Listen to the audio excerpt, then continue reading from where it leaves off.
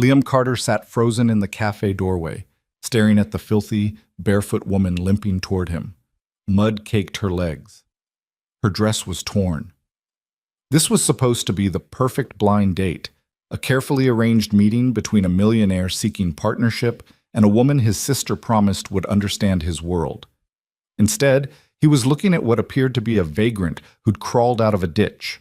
His hand moved toward his phone, ready to call this disaster off before it even began. But then she smiled, not apologetically, not embarrassed, just genuinely smiled, and something in that moment made him hesitate. Before we dive into this story, I want to invite you to stick around until the very end to see how this impossible first impression transforms into something neither of them expected. And please, hit that like button and drop a comment telling me what city you're watching from. I love seeing how far these stories travel and connecting with all of you. The Riverside Cafe had exactly the kind of atmosphere Liam Carter preferred for first meetings. Understated elegance without pretension, large windows overlooking the water, enough ambient noise to keep conversations private without feeling isolated. He'd arrived 15 minutes early, as he always did, and claimed a corner table with clear sight lines to both entrances. Old habits from his investment banking days when reading a room could mean the difference between closing a deal and losing millions. Now, at 30, those instincts had shifted from boardrooms to something more personal, though no less important. His sister Rachel had been relentless for months about this setup, insisting that Elena Moore was different from the usual crowd, that she had substance, that Liam needed to at least try. He'd finally agreed, partly to appease Rachel, partly because the alternative was another Friday night reviewing quarterly projections while his 5-year-old daughter Mia slept upstairs, cared for by their nanny. Liam glanced at his watch. 20 minutes past their agreed time. His jaw tightened. Punctuality mattered. It showed respect, consideration, an understanding that other people's time held value. He'd built his fortune on that principle. Every minute accounted for, every opportunity maximized. The woman was already failing a test she didn't know she was taking. His phone buzzed. Work, as always. A client on the West Coast with concerns about their portfolio allocation. Liam typed a quick response, his thumbs moving with practiced efficiency across the screen. The investment firm he'd founded at 23 now managed over $200 million in assets, built from nothing but student loans, brutal work hours, and an almost pathological attention to detail. Mr. Carter? The cafe owner, Thomas, appeared at his elbow with a subtle smile. Another espresso while you wait? Thank you, Thomas. Make it a double. Liam returned the smile, though it didn't quite reach his eyes. Thomas had known him for 3 years since Liam had started frequenting this place for its combination of excellent coffee and reliable Wi-Fi. The older man had watched him transition from a driven bachelor to a suddenly solo father, never prying, always professional. As Thomas retreated toward the bar, Liam's attention drifted to the riverside path visible through the windows. Couples strolled hand in hand, families guided small children on bicycles, joggers maintained steady paces along the waterfront. Normal lives. Simple lives. Sometimes he envied them, though he'd never admit it aloud. His phone buzzed again. Not work this time. Rachel. How's it going? Did she show up yet? Liam considered his response. Rachel meant well, but her enthusiasm sometimes overwhelmed her judgment. Still, she'd been his anchor when Mia's mother had walked out 18 months ago, citing incompatibility with motherhood and an unwillingness to compete with Liam's career for attention. Rachel had dropped everything to help him navigate those first impossible weeks, teaching him about nighttime feedings and separation anxiety, while simultaneously helping him restructure his work schedule around single parenthood. Not yet. Running late. Give her a chance. Traffic can be crazy this time of day. He pocketed the phone without responding. Traffic was an excuse he'd heard 1,000 times in business meetings. It usually meant poor planning or competing priorities. Neither inspired confidence in a potential partner. Liam's definition of partnership had evolved significantly since Mia's birth. Before her, he dated casually. Attractive women from appropriate backgrounds who understood the demands of his lifestyle and expected little beyond expensive dinners and occasional weekend trips. After Mia, everything shifted. He wasn't looking for a companion anymore. He was looking for someone who could handle the reality of his life. A brilliant, exhausting 5-year-old who asked 10,000 questions daily, irregular hours despite his best efforts, and the emotional complexity of a man who'd been abandoned by someone he'd trusted completely. Rachel insisted Elena could handle it. A veterinary technician with her own business, she'd described. Grounded, compassionate, real. Liam remained skeptical. Compassion didn't pay mortgages or fund college educations. Real didn't navigate social expectations or understand the pressures of maintaining wealth in volatile markets. 30 minutes late now. Liam signaled Thomas for the check. This was clearly not happening, and he had better uses for his evening. He could be home in 20 minutes, relieve the nanny early, and spend quality time with Mia before her bedtime. They could work on the puzzle they'd started last weekend, or read another chapter of the book they'd been going through together. As he reached for his wallet, movement outside caught his attention. A woman had emerged from the riverside path, limping slightly, her silhouette backlit by the setting sun. As she came closer, Liam's mouth fell open. She was a disaster. Mud covered her legs from the knees down, splattered across what had probably been a simple summer dress. Her feet were completely bare, hair disheveled and damp, as if she'd been swimming in dirty water. She carried her shoes in one hand, expensive-looking heels, now ruined, and something bundled in her other arm. Liam stood, ready to signal Thomas that he was leaving before this person even made it inside. This couldn't possibly be his date. Rachel wouldn't... The woman pushed through the cafe door, scanning the interior quickly before her eyes landed on him. Recognition flashed across her face, followed by something that looked like resignation. Liam Carter? Her voice was steadier than her appearance suggested, with a slight rasp that might have been from exertion.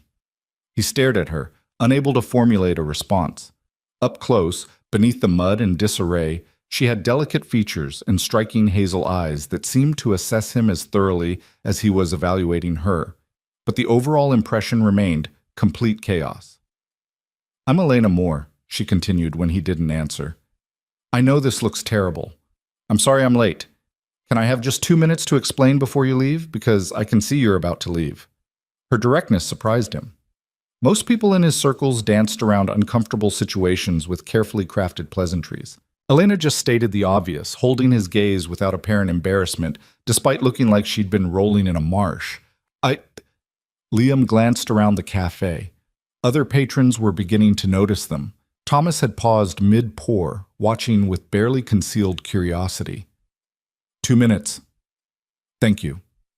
Elena set her ruined shoes on the floor and carefully adjusted whatever she was carrying. Liam realized with a start that it was a small dog, wrapped in what looked like her cardigan, trembling and whimpering softly. "I need to make a call first. Is there somewhere I can—" She trailed off, looking toward the restrooms. "What happened to you?" The question emerged sharper than Liam intended, but his patience was wearing thin. Elena met his eyes squarely. "I found him in a drainage ditch about a mile from here, back leg caught in debris, partially submerged, probably there for hours based on his condition. Everyone was just walking past, and I couldn't just leave him there." Liam blinked. "You ruined your clothes and missed our meeting to rescue a stray dog?" "I ruined my clothes and I'm late to our meeting because I rescued an injured animal who would have died otherwise," Elena corrected, her voice quiet but firm. "I called my clinic's emergency line, and they're sending someone to meet me here in about 10 minutes. Then I can clean up and we can have our date if you're still interested. But honestly, if you're not interested because I chose to help instead of impress you, then we probably shouldn't waste each other's time anyway." The cafe had gone silent. Liam became acutely aware that their exchange was now the evening's entertainment for every patron within earshot. Heat crept up his neck. Not embarrassment exactly, but something close to it. This woman had just challenged him publicly, called in to question his values, and somehow made him feel small despite standing there covered in filth, while he remained perfectly pressed and clean. "The restrooms are in the back," he heard himself say. "Take whatever time you need." Elena nodded once, then moved past him toward the facilities, cradling the injured dog with surprising tenderness. Liam caught a closer look at the animal as she passed. A small mixed breed, matted fur, one leg hanging at an unnatural angle. The dog's eyes were wide with pain and fear, but it wasn't struggling against Elena's hold. Thomas materialized at his elbow again, this time with 2 espressos. "On the house," he said quietly, setting both cups on the table. "That woman just earned my respect. Takes character to do what she did." Liam sat down heavily, processing what had just happened. He'd been prepared for many scenarios tonight: awkward conversation, incompatibility, even being stood up entirely. He had not been prepared for this. His phone buzzed. Rachel again. "Any update?" She showed up, covered in mud, rescued a dog on the way here. The response came almost immediately. "That's so Elena. See? I told you she was different." Different was certainly accurate. Liam sipped his espresso, watching the restroom door where Elena had disappeared. Through the window, he could see a veterinary van pulling into the parking lot, emergency lights flashing discreetly. Professional, fast response. She'd clearly built solid relationships in her field to get that kind of service. The restroom door opened. Elena emerged, still muddy but having made some attempt to tidy herself. She'd washed her hands and face, twisted her damp hair into a practical knot, and removed the worst of the dirt from her legs, though the dress remained hopeless. She moved directly to the cafe entrance to meet the veterinary technician coming through the door. A young man who took the injured dog with practiced efficiency while conferring quietly with Elena about its condition. Liam watched the exchange with growing curiosity. Elena's entire demeanor had shifted into professional mode. She pointed to specific areas on the dog's body, asked targeted questions about the clinic's capacity. That evening, confirmed treatment protocols. This wasn't a bleeding heart amateur who'd acted on pure emotion. This was someone who understood animal medicine and knew exactly what she was doing. The technician left with the dog, promising to call with updates. Elena turned back toward the cafe interior, spotting Liam still seated at their table. She approached slowly, as if giving him every opportunity to signal that he was done with this disaster of an evening. Instead, he stood and pulled out the chair across from him. Elena's eyebrows rose slightly. "You're still here! You asked for 2 minutes. That was only 1. Liam gestured to the chair. "Please." She sat, moving with obvious exhaustion now that the adrenaline was fading. Up close, he could see scratches on her arms, probably from climbing down into the ditch. Her hands trembled slightly as she reached for the espresso Thomas had left. "I really am sorry about being late," Elena said, wrapping her fingers around the cup for warmth despite the summer evening. "Rachel told me how punctual you are, how much you value people's time. I value it too. But when I saw that dog—" "Tell me what happened," Liam interrupted. "From the beginning." Elena studied him for a moment, as if assessing whether he was genuinely interested or just being polite. Whatever she saw in his expression seemed to satisfy her, because she settled back slightly and began. "I left my apartment with plenty of time to get here," she started. "I know this area pretty well. My clinic is about 3 miles north of here. I was walking along the riverside path, actually enjoying the evening, thinking about what Rachel had told me about you and whether this whole setup was going to be as awkward as blind dates usually are." A small smile tugged at Liam's mouth despite himself. And I heard whimpering, faint, but distinct if you know what to listen for. Elena's hands tightened around the cup. "There's a drainage culvert where one of the side paths meets the main trail. I looked down and saw him there, trapped in debris that had washed down from the recent storms. The water level was rising. We're supposed to get rain tonight, and he was already partially submerged. Why didn't you call someone? Animal control? Emergency services?" "I did, while I was climbing down to reach him." Elena's jaw set in a way that suggested she'd had this argument before. Response time for animal emergencies in this district is typically 45 minutes to an hour, depending on other calls. That dog didn't have 45 minutes. The water was rising, he was going into shock from pain and hypothermia, and he was completely alone because every single person who passed by looked down, saw him, and kept walking. The quiet intensity in her voice struck something in Liam. He'd built his career on calculated risk assessment, on knowing when to act and when to delegate.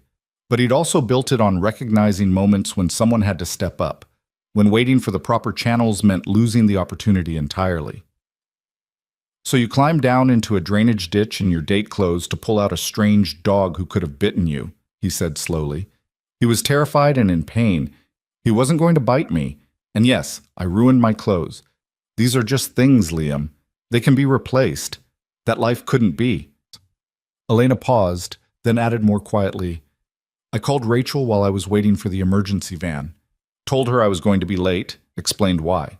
She said to come anyway, that you'd understand. I wasn't so sure about that, but I promised her I'd show up, so here I am. Liam sat back, genuinely unsure how to process this woman. Everything about her contradicted his expectations, not just for tonight, but for what he'd come to expect from people in general. In his world, time was currency, appearances mattered, and practical considerations almost always trumped emotional responses. Elena had thrown all of that into a drainage ditch along with her expensive shoes. Why didn't you just go home and reschedule? He asked. You could have called me directly, explained the situation. I would have understood. Would you have? The question hung between them, challenging and honest. Liam thought about his initial reaction, the irritation at her tardiness, the judgment when he saw her condition, the immediate assumption that she was disorganized or didn't respect his time.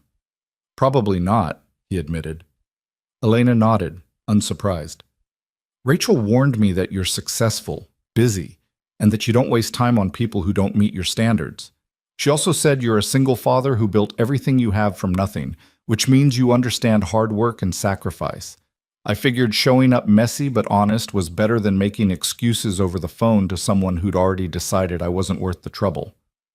I hadn't decided that. The protest was automatic, but even as he said it, Liam knew it wasn't entirely true. Yes, you had. Elena's smile was small but knowing. You were literally getting ready to leave when I walked in. I don't blame you. This is objectively a terrible first impression. And yet you still came. I keep my commitments, even when it's uncomfortable. She met his eyes directly. Rachel thinks highly of you. That matters to me. And honestly, I was curious about the man who supposedly has everything but is lonely enough that his sister has to arrange blind dates. The observation landed with unexpected weight. Liam felt his defenses rising, the automatic shields he deployed when conversations ventured too close to uncomfortable truths. Rachel talks too much, he said, aiming for lightness and missing. Rachel loves you. There's a difference. Elena shifted in her seat, and Liam noticed her wince slightly. Can I ask you something? Apparently honesty is our theme for the evening. Go ahead. What were you expecting tonight? When you agreed to meet me, what did you think this would be? Liam considered the question seriously. I expected someone professional, put together, probably conventional in most ways. Good education, stable career, understanding of how demanding my life is. Someone who wouldn't create complications. Someone who would fit neatly into your existing life without disrupting it, Elena translated. Is that so wrong? I have a 5-year-old daughter. I run a company. I can't afford chaos.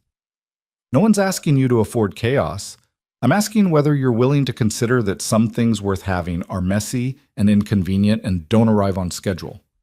Elena gestured to herself with a rueful smile. Exhibit A. Despite everything, the ruined evening, the unconventional circumstances, the growing audience of cafe patrons pretending not to eavesdrop, Liam found himself laughing. Actually laughing, not the polite chuckle he deployed in business settings, but genuine amusement. This is possibly the strangest first date I've ever had, he said. We haven't even ordered food yet. Give it time to get stranger. Elena's expression shifted to something more serious. Look, I appreciate you not walking out immediately, but I should tell you up front, I'm not going to be what you expected. I work irregular hours because animals get sick at inconvenient times. I volunteer at shelters on weekends. I have 3 rescue cats and a dog with anxiety issues. My apartment is small, my car is 12 years old, and I probably make in a year what you spend on dry cleaning. I don't care about money, Liam interjected. Everyone cares about money. You care about it differently because you have it. That's not criticism, it's just reality. What I'm trying to say is that our lives are very different, and I'm not interested in pretending to be someone I'm not to fit into yours. The directness was refreshing and slightly terrifying. Liam dealt with calculated communication constantly, lawyers who parsed every word, investors who danced around requests, clients who smiled while maneuvering for advantage. Elena just said what she meant, Consequences be damned. What if I'm not asking you to pretend, he heard himself say. Elena tilted her head, studying him with those sharp hazel eyes. Then I'd ask what you are asking for. Good question. Liam wasn't entirely sure himself. He'd agreed to this meeting to appease Rachel, to check a box that said he was trying to move forward with his life. He'd expected failure, or at best mild compatibility that would fizzle into polite distance within a few dates. He had not expected to be challenged, intrigued, and oddly impressed by a woman who'd chosen an injured dog over making a good first impression. I don't know yet, he said honestly, but I'd like to find out. Before Elena could respond, Thomas appeared at their table with menus. I took the liberty of putting together some options for you both. Nothing that requires formal attire to eat. He winked at Elena, who smiled gratefully. Thank you, Thomas. You're a lifesaver. Just returning the favor, my wife and I have 3 rescue dogs. I know the look of someone who can't walk away from an animal in need. Thomas placed the menus down with a flourish. The special tonight is pan-seared salmon with roasted vegetables. Excellent choice if you're trying to impress someone who's already seen you at your worst. Elena laughed, a genuine, unguarded sound that made several nearby patrons smile. I'll take it, and possibly a very large glass of wine. Make that 2, Liam added. And Thomas? Thank you for the discretion earlier. What discretion? I didn't see anything except 2 people having an interesting conversation. Thomas departed with practiced efficiency. Alone again, Liam and Elena regarded each other across the table. The absurdity of the situation had morphed into something else, a strange comfort, as if they'd already passed some test that typically took weeks to navigate. Tell me about your daughter, Elena said, settling into her chair despite her disheveled state. Rachel mentioned she's 5? Mia. She's brilliant, exhausting, and the best thing that ever happened to me. Liam pulled out his phone, scrolling to his photos. He showed Elena a recent picture. Mia at the park, mid-laugh, her dark curls flying around her face as she climbed on playground equipment. She's beautiful. Elena studied the image with genuine interest. She has your eyes, same intensity, even at 5. She gets that from her mother, actually. The determination, the focus. When Mia wants something, she's relentless. Liam pocketed his phone, feeling the familiar ache that accompanied discussions of Mia's mother. Her mom left when Mia was 3, decided motherhood wasn't compatible with her life plans. I'm sorry, that must have been devastating. It was. Liam was surprised by his own honesty. He rarely discussed this, even with close friends. Not just losing my partner, but seeing Mia try to understand why her mother chose to leave. How do you explain that to a 3-year-old? That sometimes people just decide you're not worth staying for. Elena reached across the table, her hand hovering near his for a moment before she pulled back, respecting boundaries. You don't explain it. You just love her enough that eventually the absence matters less than the presence. My father left when I was 6. My mother worked 3 jobs to keep us fed. I spent years wondering what was wrong with me that made him leave. Then one day I realized the problem was never me. Some people aren't built for responsibility. That's their limitation, not ours. The parallel struck Liam forcefully. Here was someone who understood, not theoretically, but through lived experience. He found himself leaning forward, the distance between them seeming to shrink. How did your mother manage? 3 jobs with a young child? Badly, if we're being honest. We struggled constantly, but she never made me feel like a burden. That mattered more than the nice clothes or the school trips I missed. Elena's expression softened with memory. She died 4 years ago, cancer. By then I was established enough in my career to afford the kind of care she'd never had access to while raising me. Some days I'm grateful I could give her that. Other days I'm angry it took so long. I'm sorry for your loss. Thank you. She would have liked you, I think. She had a thing for ambitious men with secret soft spots. Elena grinned suddenly. She would have given you hell about the expensive watch and the pressed shirt, but she would have respected the fact that you raised your daughter alone instead of outsourcing the hard parts. I have a nanny, Liam admitted. Full-time. I couldn't manage otherwise. That's not outsourcing. That's recognizing your limitations and getting support. There's a difference between hiring help and abandoning responsibility. Elena accepted the wine Thomas delivered, taking a generous sip. Rachel said you restructured your entire business model when Mia's mother left. Turned down promotions, shifted to remote work, built systems so you could be present for school events and bedtimes. Rachel really does talk too much. She's proud of you. Let her be proud. Elena studied him over the rim of her wine glass. Besides, it's attractive when successful people actually prioritize the things that matter. Most of the wealthy clients who come through my clinic treat their pets like accessories. You strike me as someone who understands that some things are more valuable than money. Is that your impression based on our extensive 30-minute acquaintance? That's my impression based on the fact that you're still sitting here talking to a woman covered in mud instead of writing off the evening and going home to your daughter. Elena set down her glass with deliberate care. You're curious. Maybe about me specifically. Maybe just about whether someone like me can fit into your world. Either way, you're willing to push past the surface to find out. That suggests depth. Liam felt something shift in his chest. Recognition, maybe, or the beginning of genuine interest. This woman saw through pretense with unsettling accuracy. She didn't flatter or defer. She just observed and stated what she saw, leaving him the choice of whether to engage honestly or retreat behind the protective walls he'd built. You're right, he said quietly. I am curious. About you specifically, not just as an experiment. Good, because I don't do well as anyone's experiment. Elena leaned back as Thomas arrived with their meals. The salmon looked perfect, presented with the kind of attention to detail Liam appreciated. They ate in companionable silence for a few moments before Elena spoke again. Tell me about your work. Rachel mentioned investments, but that's a broad category. Liam explained his firm's focus on ethical investing, seeking returns while prioritizing companies with strong environmental records, fair labor practices, and positive social impact. It had been an unconventional approach when he started, dismissed by many in the industry as naive or unprofitable. Now his firm managed hundreds of millions, proving that values and success weren't mutually exclusive. That's impressive, Elena said, and he could tell she meant it.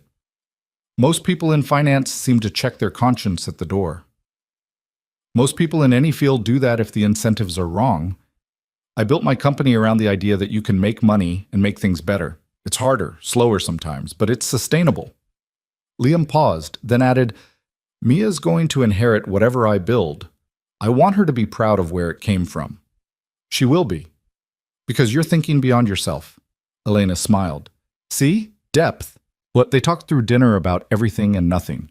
Elena's work at the veterinary clinic, the challenges of running a small business, her volunteer work with rescue organizations. Liam shared stories about Mia's latest obsessions and the particular chaos of parenting a child who inherited both his work ethic and her mother's stubbornness. The cafe began to empty as the evening deepened. Thomas dimmed the lights slightly, creating an intimate atmosphere that felt both intentional and accidental. Liam realized with some surprise that he'd been talking with Elena for nearly 2 hours and had completely forgotten to check his phone even once. I should get home, Elena said eventually, glancing at her own phone. The clinic just texted. The dog's in surgery, but the prognosis is good. They'll keep him overnight for observation. Will you follow up with him? Absolutely. If his owners can't be found, and based on his condition, I doubt he has any, I'll probably foster him during recovery. I have connections with breed-specific rescues that can help place him once he's healthy. Of course she would. Liam shook his head with something between admiration and disbelief. You really do this regularly. Rescue animals, take them in, find them homes. It's what I'm good at. Everyone has their thing. You build wealth responsibly, I help creatures who can't help themselves. The world needs both. Elena stood, grimacing at her ruined dress. Though I'm going to need to figure out how to get home looking like this without getting arrested for public indecency. Liam stood as well, reaching for his wallet. My car's outside. I'll drive you. You don't have to do that. I know. I want to. He met her eyes, letting her see he meant it. Besides, this way I get to make sure you actually make it home safely instead of stopping to rescue more animals along the way.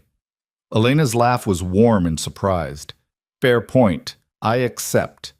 They settled the bill, Liam insisting despite Elena's protests, and headed out to the parking lot.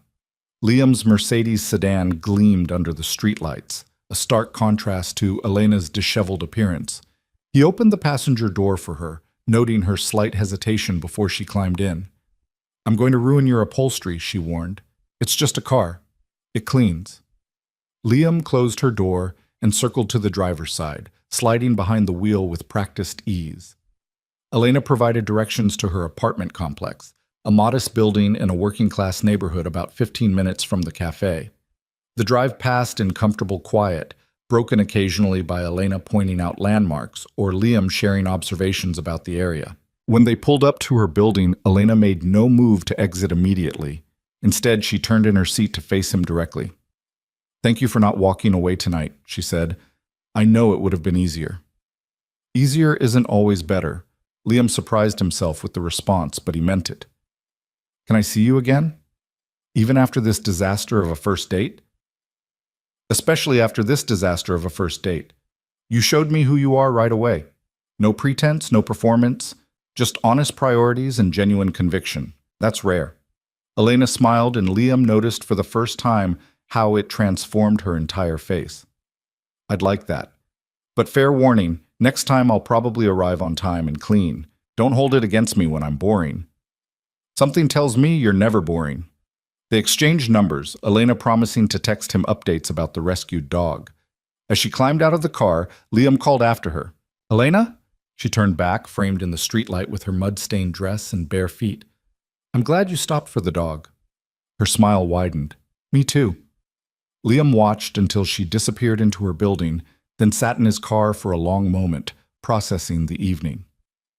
Nothing had gone according to plan. Every expectation had been subverted, and somehow, impossibly, it had been one of the most genuine connections he'd felt in years. His phone buzzed. Rachel, naturally. "Well? You were right. She's different. Tell me everything. Tomorrow. I need to think." "That means it went well." Liam smiled despite himself. "Yes, it went well." He drove home through quiet streets, his mind replaying moments from the evening. Elena's directness when she could have made excuses. Her tenderness with the injured dog. The way she'd challenged him without cruelty, pushed back without aggression. The complete absence of pretense or calculation. At home, he relieved the nanny and checked on Mia, finding her peacefully asleep with her favorite stuffed elephant. He stood in the doorway of her room for a long moment, watching her breathe in the gentle rhythm of childhood sleep. For years, he'd built walls around himself and his daughter. After Mia's mother left, trusting anyone with access to their small family had seemed impossible. Everyone wanted something, connections, opportunities, association with his success. Genuine interest in him as a person, let alone as a package deal with a complicated child, had been virtually non-existent. Elena hadn't asked for anything, hadn't tried to impress him or mold herself to his expectations. She'd just shown up, messy, honest, unapologetic, and challenged him to decide whether he could handle someone real.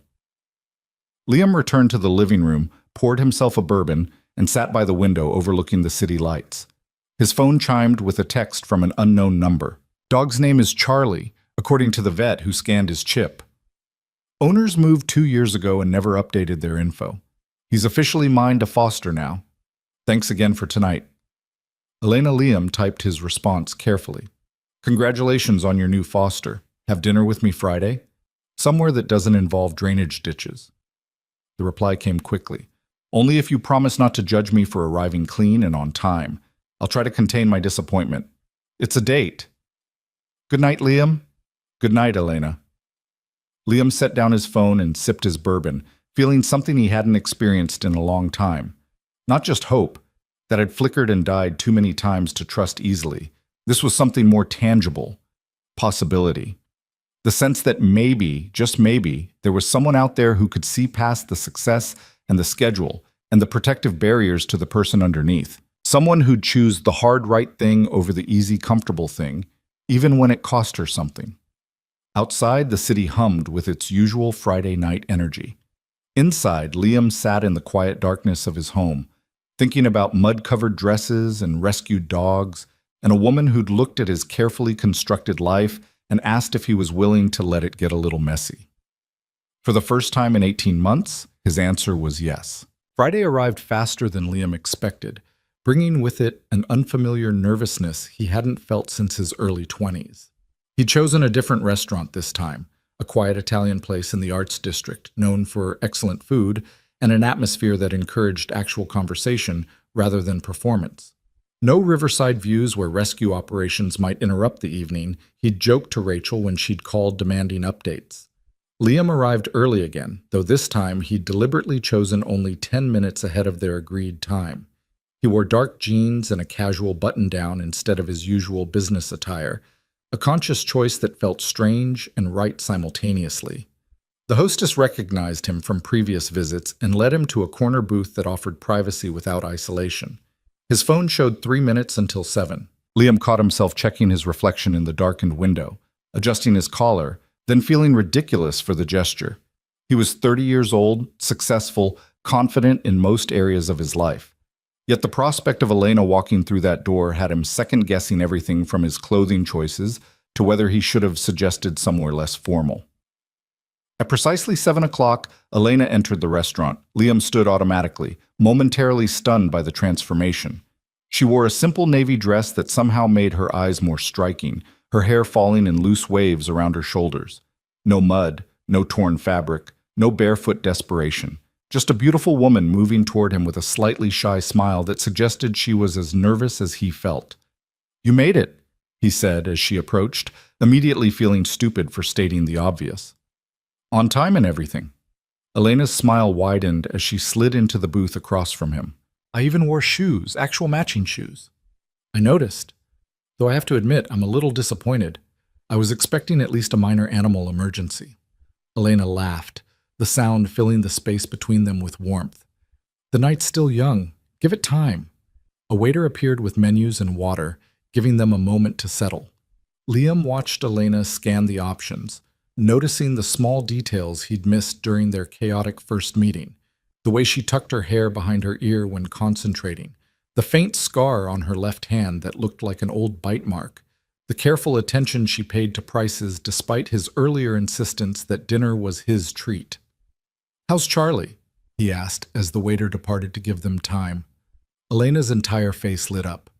"He's incredible. The surgery went perfectly. Pins in his leg, but the vet says he'll make a full recovery. He's staying at my place now, though he's on strict crate rest for the next 6 weeks. That must be challenging with your work schedule." "I've gotten creative.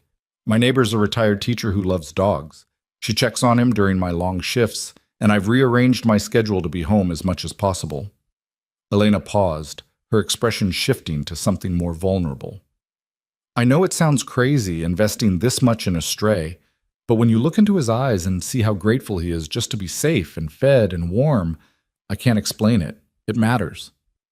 "You don't have to explain it to me." Liam leaned forward slightly. "I watched you climb into a drainage ditch for him. I believe you." "Right. You did." Elena's cheeks colored slightly. "I've been thinking about that night. About how it must have looked from your perspective. Rachel called me the next day, said you told her it went well, but I wasn't sure whether you were just being polite." "I don't do polite for Rachel's benefit. If the evening had been a disaster, I would have told her." "So it wasn't a disaster?" "It was completely unlike anything I expected. That's not the same as a disaster." Liam studied her carefully. "Did you think it was a disaster?" Elena considered the question with the same directness she'd shown at their first meeting. "I thought it was either going to be the beginning of something interesting or the most embarrassing story I'd tell my friends for the next year. The fact that you suggested a second date moved it firmly into the interesting category." "Only interesting? I'm wounded." "Don't fish for compliments, Liam. It's unbecoming on a man who knows exactly how impressive he is." But Elena smiled as she said it, taking any sting from the words. They ordered, Elena choosing the pasta primavera, Liam opting for the ossobuco, and fell into easier conversation. Elena asked about Mia, and Liam found himself sharing stories he rarely told anyone outside his immediate family. The way Mia had started questioning everything, demanding detailed explanations for concepts most adults took for granted. Her recent obsession with marine biology, triggered by a documentary about octopuses that had led to 3 library trips and a wall covered with hand-drawn ocean creatures. "She sounds brilliant," Elena said, genuine admiration in her voice, "and exhausting in the best possible way." "She is. Some days I wonder if I'm doing any of it right. Her mother was so confident, so certain about everything. I'm just making it up as I go, hoping I don't screw her up too badly." That's called parenting. The people who think they have all the answers are usually the ones making the biggest mistakes. Elena reached across the table, her fingers brushing his hand briefly before withdrawing. "Besides, the fact that you worry about it means you're probably doing better than you think. Is that your professional opinion?" "That's my opinion as someone who was raised by a parent who questioned everything and loved me anyway. Trust me, Mia will appreciate the humility more than she'd appreciate false certainty." Their food arrived, interrupting the moment, but not the connection. They ate and talked, the conversation flowing naturally from topic to topic. Liam learned that Elena had wanted to be a veterinarian since childhood, but couldn't afford veterinary school, so she'd become a technician instead and built her own practice around mobile services for low-income families. "There are so many people who love their pets but can't afford traditional vet care," Elena explained, her hands moving expressively as she spoke. "They're choosing between feeding their kids and treating their dog's ear infection. I can't fix the whole system, but I can charge on a sliding scale and make house calls so they don't have to miss work. It's not lucrative, but it's necessary." "That's remarkable." Liam meant it. Most people would chase the profitable route. Most people don't have a mother who died because she couldn't afford preventive care and caught her cancer too late. Elena's voice remained steady, but Liam heard the old pain underneath. "I watched her delay treatment because the bills scared her. I'm not letting animals suffer the same way if I can help it." "I'm sorry, that must have been horrible to witness." "It was. But it also showed me what matters. We spend so much time accumulating things, building security, protecting ourselves from vulnerability. And then something like cancer comes along and reminds you that none of it means anything if you're not actually living for something beyond yourself."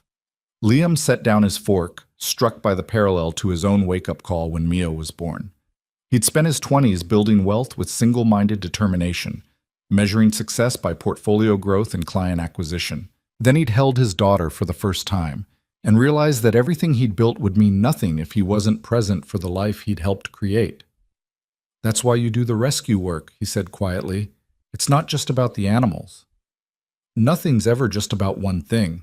The animals need help, yes, but I also need to feel like my day meant something beyond transactions and appointments. When I pull a dog out of a ditch or help a family keep their pet instead of surrendering it to a shelter, I'm choosing connection over convenience.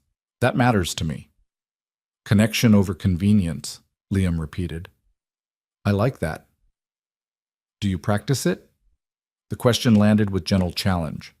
Liam thought about his carefully structured life, the systems he'd built to maximize efficiency and minimize disruption.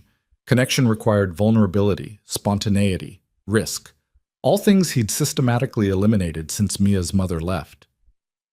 "I'm trying to learn," he said honestly. "For a long time, convenience felt like survival. After Mia's mother walked out, I couldn't afford to be messy or vulnerable. I had a child depending on me, a company to run, no safety net. Structure was how I kept everything from falling apart." "That makes sense, but Mia's older now. Your company's established. When does structure become a cage instead of support?" Liam felt the question settle somewhere deep in his chest. "Is that what you think it is? A cage?" "I think you're here having dinner with a woman who climbs into ditches and takes in strays, which suggests part of you wants something different than what you've built. I also think you're terrified of what different might cost you." Elena met his eyes without flinching. "I'm not criticizing. I'm observing. You can tell me if I'm wrong." "You're not wrong." The admission came easier than expected. "I am terrified. Every time I let someone close, every time I trust someone with access to my life or Mia's, I'm risking another betrayal. Another person who decides we're too much work or not enough excitement or just not worth the effort. That's a heavy weight to carry. It's realistic. People leave. They get bored, they find better options. They realize that single fathers with demanding careers and complicated children aren't the romance they imagined." Elena was quiet for a long moment, and Liam worried he'd revealed too much, too soon. But when she spoke, her voice carried understanding rather than judgment. My last relationship ended because he wanted me to choose between him and the rescue work. Said I cared more about animals than about us, that I was using volunteering as an excuse to avoid intimacy. She shook her head slowly. He wasn't entirely wrong. I was avoiding intimacy, with him specifically, because he'd proven he couldn't understand that my capacity to care wasn't finite. Loving animals didn't mean I had less love available for people. It meant I had enough to do both. What did you do? I ended it. Felt terrible for about 2 weeks, then realized I felt relieved. He wanted a version of me that didn't exist, someone who'd prioritize his schedule over an emergency call, who'd skip volunteering to watch football, who'd eventually settle down and focus on normal couple things instead of dragging home injured strays. Elena smiled without humor. I'd rather be alone than pretend to be someone I'm not. Is that what you think I want? A version of you that doesn't exist? I don't know yet. That's what we're here to find out.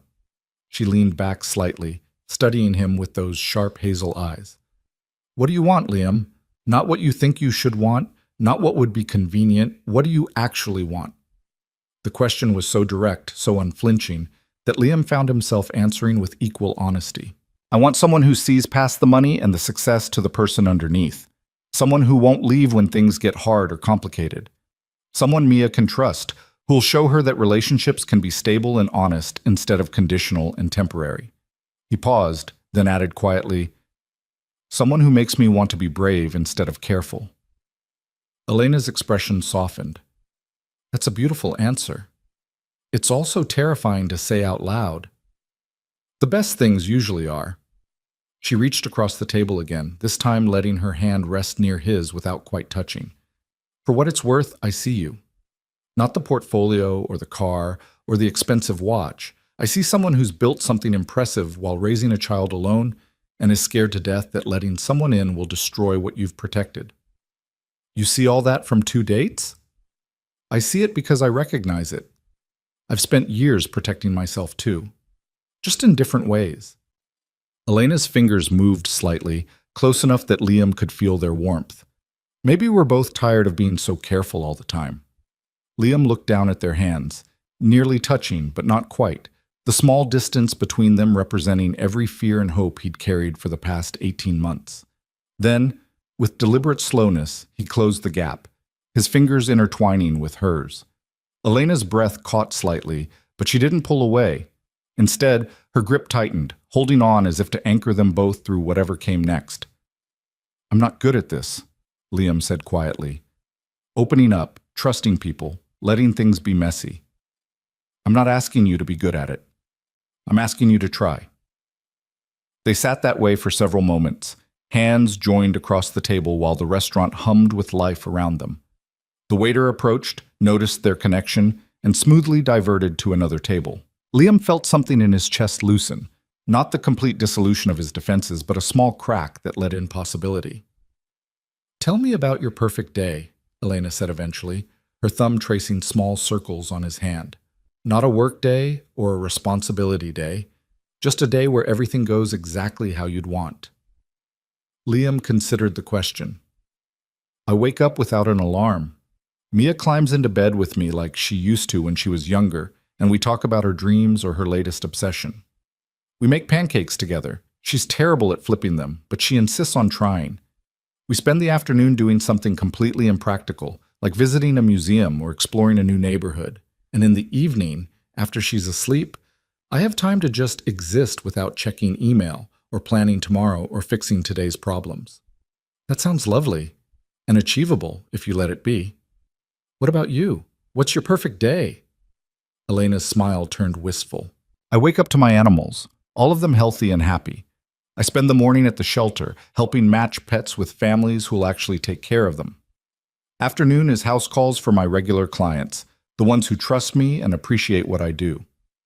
Evening is quiet time at home with a good book and my fosters curled up nearby. Nothing dramatic, nothing urgent, just peace and purpose and the knowledge that I made a few lives better. No room for anyone else in that perfect day? I didn't say that. Elena's eyes held his steadily, I'm just careful about who I invite into my piece. It has to be someone who adds to it rather than disrupting it. And if someone disrupts it in good ways, ways that challenge you to be better or braver or more than you thought you could be, then maybe disruption isn't always bad. She squeezed his hand gently. Are you planning to disrupt my piece, Liam Carter? I'm planning to try. If you'll let me. That's a dangerous offer. I'm already complicated enough without adding a millionaire single father to the mix. Good thing I like complicated. Elena laughed, and the sound dissolved the last of the evening's tension. They finished dinner amid easier conversation, discussing everything from Mia's latest school project to Charlie's recovery progress to their respective families. Liam learned that Elena's mother had been stubborn, fierce, and completely devoted to ensuring her daughter had opportunities she'd never had. Elena learned that Liam's parents were still married, living in Oregon, confused by but supportive of their son's unconventional path to single fatherhood. When the check arrived, Elena didn't protest his pain this time, which Liam took as a small victory. They left the restaurant together, stepping into the warm night air with an hour that felt both too short and perfectly timed. Can I drive you home again? Liam asked. Or would you prefer to maintain your independence and call a ride? I'd like you to drive me home, but I need to stop at the clinic first. There's a puppy I'm monitoring post-surgery who needs medication at 9. Of course there is, but Liam smiled as he said it, leading her toward his car. I'm starting to think every evening with you includes unexpected animal care. Is that a problem? No, it's who you are. I'm just adjusting my expectations accordingly. The drive to Elena's clinic took them through quieter neighborhoods, away from the restaurant district into areas where the buildings aged and the streetlights spread farther apart. Elena directed him to a converted house on a corner lot, painted cheerful yellow with a hand-painted sign reading, More Mobile Veterinary Services. This is yours? Liam asked, surprised by the wave of respect he felt. You own the whole building? The bank owns most of it. I own the dream and the debt. Elena unbuckled her seatbelt but didn't exit immediately. Want to come in? Meet some of the overnight residents? I'd like that. Inside, the clinic was clean but clearly operating on a tight budget. Equipment looked well-maintained but not new. The walls needed fresh paint, and the whole space radiated the efficiency of someone who'd learned to do more with less. But the animals in their kennels appeared well cared for. The medication logs were meticulously organized, and everything spoke of dedication rather than neglect.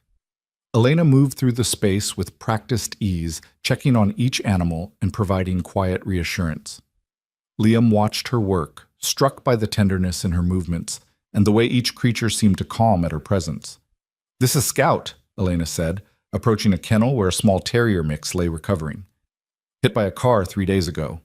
Owner couldn't afford emergency surgery, was about to have him put down. I convinced them to sign him over to me instead, did the surgery at cost, and now I'm looking for a home that'll actually watch him around traffic. She opened the kennel carefully, lifting the puppy with support under his bandaged torso. Scout whimpered slightly, but settled against her chest, his tail attempting a weak wag. He's going to be okay? Liam asked, moving closer. He's going to be more than okay. He's going to live a long, happy life with someone who appreciates second chances. Elena administered medication with smooth efficiency, then returned Scout to his kennel with a gentle kiss on his head. Animals are resilient. They don't waste time on grudges or what-ifs. They just focus on healing and moving forward. Maybe people could learn from that. Some people do. Others stay stuck in their pain, using it as armor. Elena locked the kennel and moved to wash her hands. I've learned that the ones who heal are usually the ones who had someone believe in them when they didn't believe in themselves. Liam understood she wasn't just talking about animals anymore. He watched her dry her hands, the simple domesticity of the moment somehow more intimate than their earlier hand-holding. Thank you for showing me this, he said quietly, for letting me see what you've built. It's not much compared to what you've built. It's everything compared to what I've built. I manage money. You save lives. Liam stepped closer, closing the distance between them. Don't minimize what you do, Elena. It matters. She looked up at him, something vulnerable flickering across her face. Why do you see me more clearly than I see myself? Maybe because I'm not as close to it. Or maybe because I recognize someone who gives everything to everyone else and forgets to save anything for themselves. His hand lifted almost automatically, tucking a strand of hair behind her ear in a gesture that felt both bold and natural. Who takes care of you while you're taking care of everything else? I manage fine on my own. That's not what I asked. Elena held his gaze for a long moment, then admitted quietly, No one. I've gotten used to it. What if you didn't have to be used to it anymore? The question hung between them, weighted with implications neither was quite ready to fully acknowledge. Elena's eyes searched his face, looking for something, reassurance perhaps, or proof that he meant what he seemed to be offering. Liam, we barely know each other. 2 dates doesn't equal… I know. I'm not suggesting we rush into anything. I'm just saying that being alone isn't the only option anymore, for either of us. He let his hand fall but didn't step back. You spent our first date rescuing a dog. Let someone rescue you occasionally. I don't need rescuing. Everyone needs rescuing sometimes, even people who spend their lives rescuing others. Liam smiled gently. Especially those people. Elena was quiet for several heartbeats, then surprised him by stepping forward and wrapping her arms around him in a tight embrace. Liam froze for a fraction of a second, then returned the hug, feeling her shake slightly against his chest. Sorry, she murmured. No one said anything like that to me in a very long time. Then people have been failing you. Liam rested his chin lightly on top of her head, breathing in the faint scent of her shampoo mixed with antiseptic and animal fur. It shouldn't have been appealing, but somehow it was perfectly Elena, practical and caring and real. They stood that way for a while, the clinic quiet around them except for the soft sounds of sleeping animals. When Elena finally pulled back, her eyes were bright, but her smile was genuine. I should finish rounds and get home. Charlie needs his evening medication too. Let me help. Together they completed the remaining checks, Liam following Elena's instructions and learning the names and stories of each animal under her care.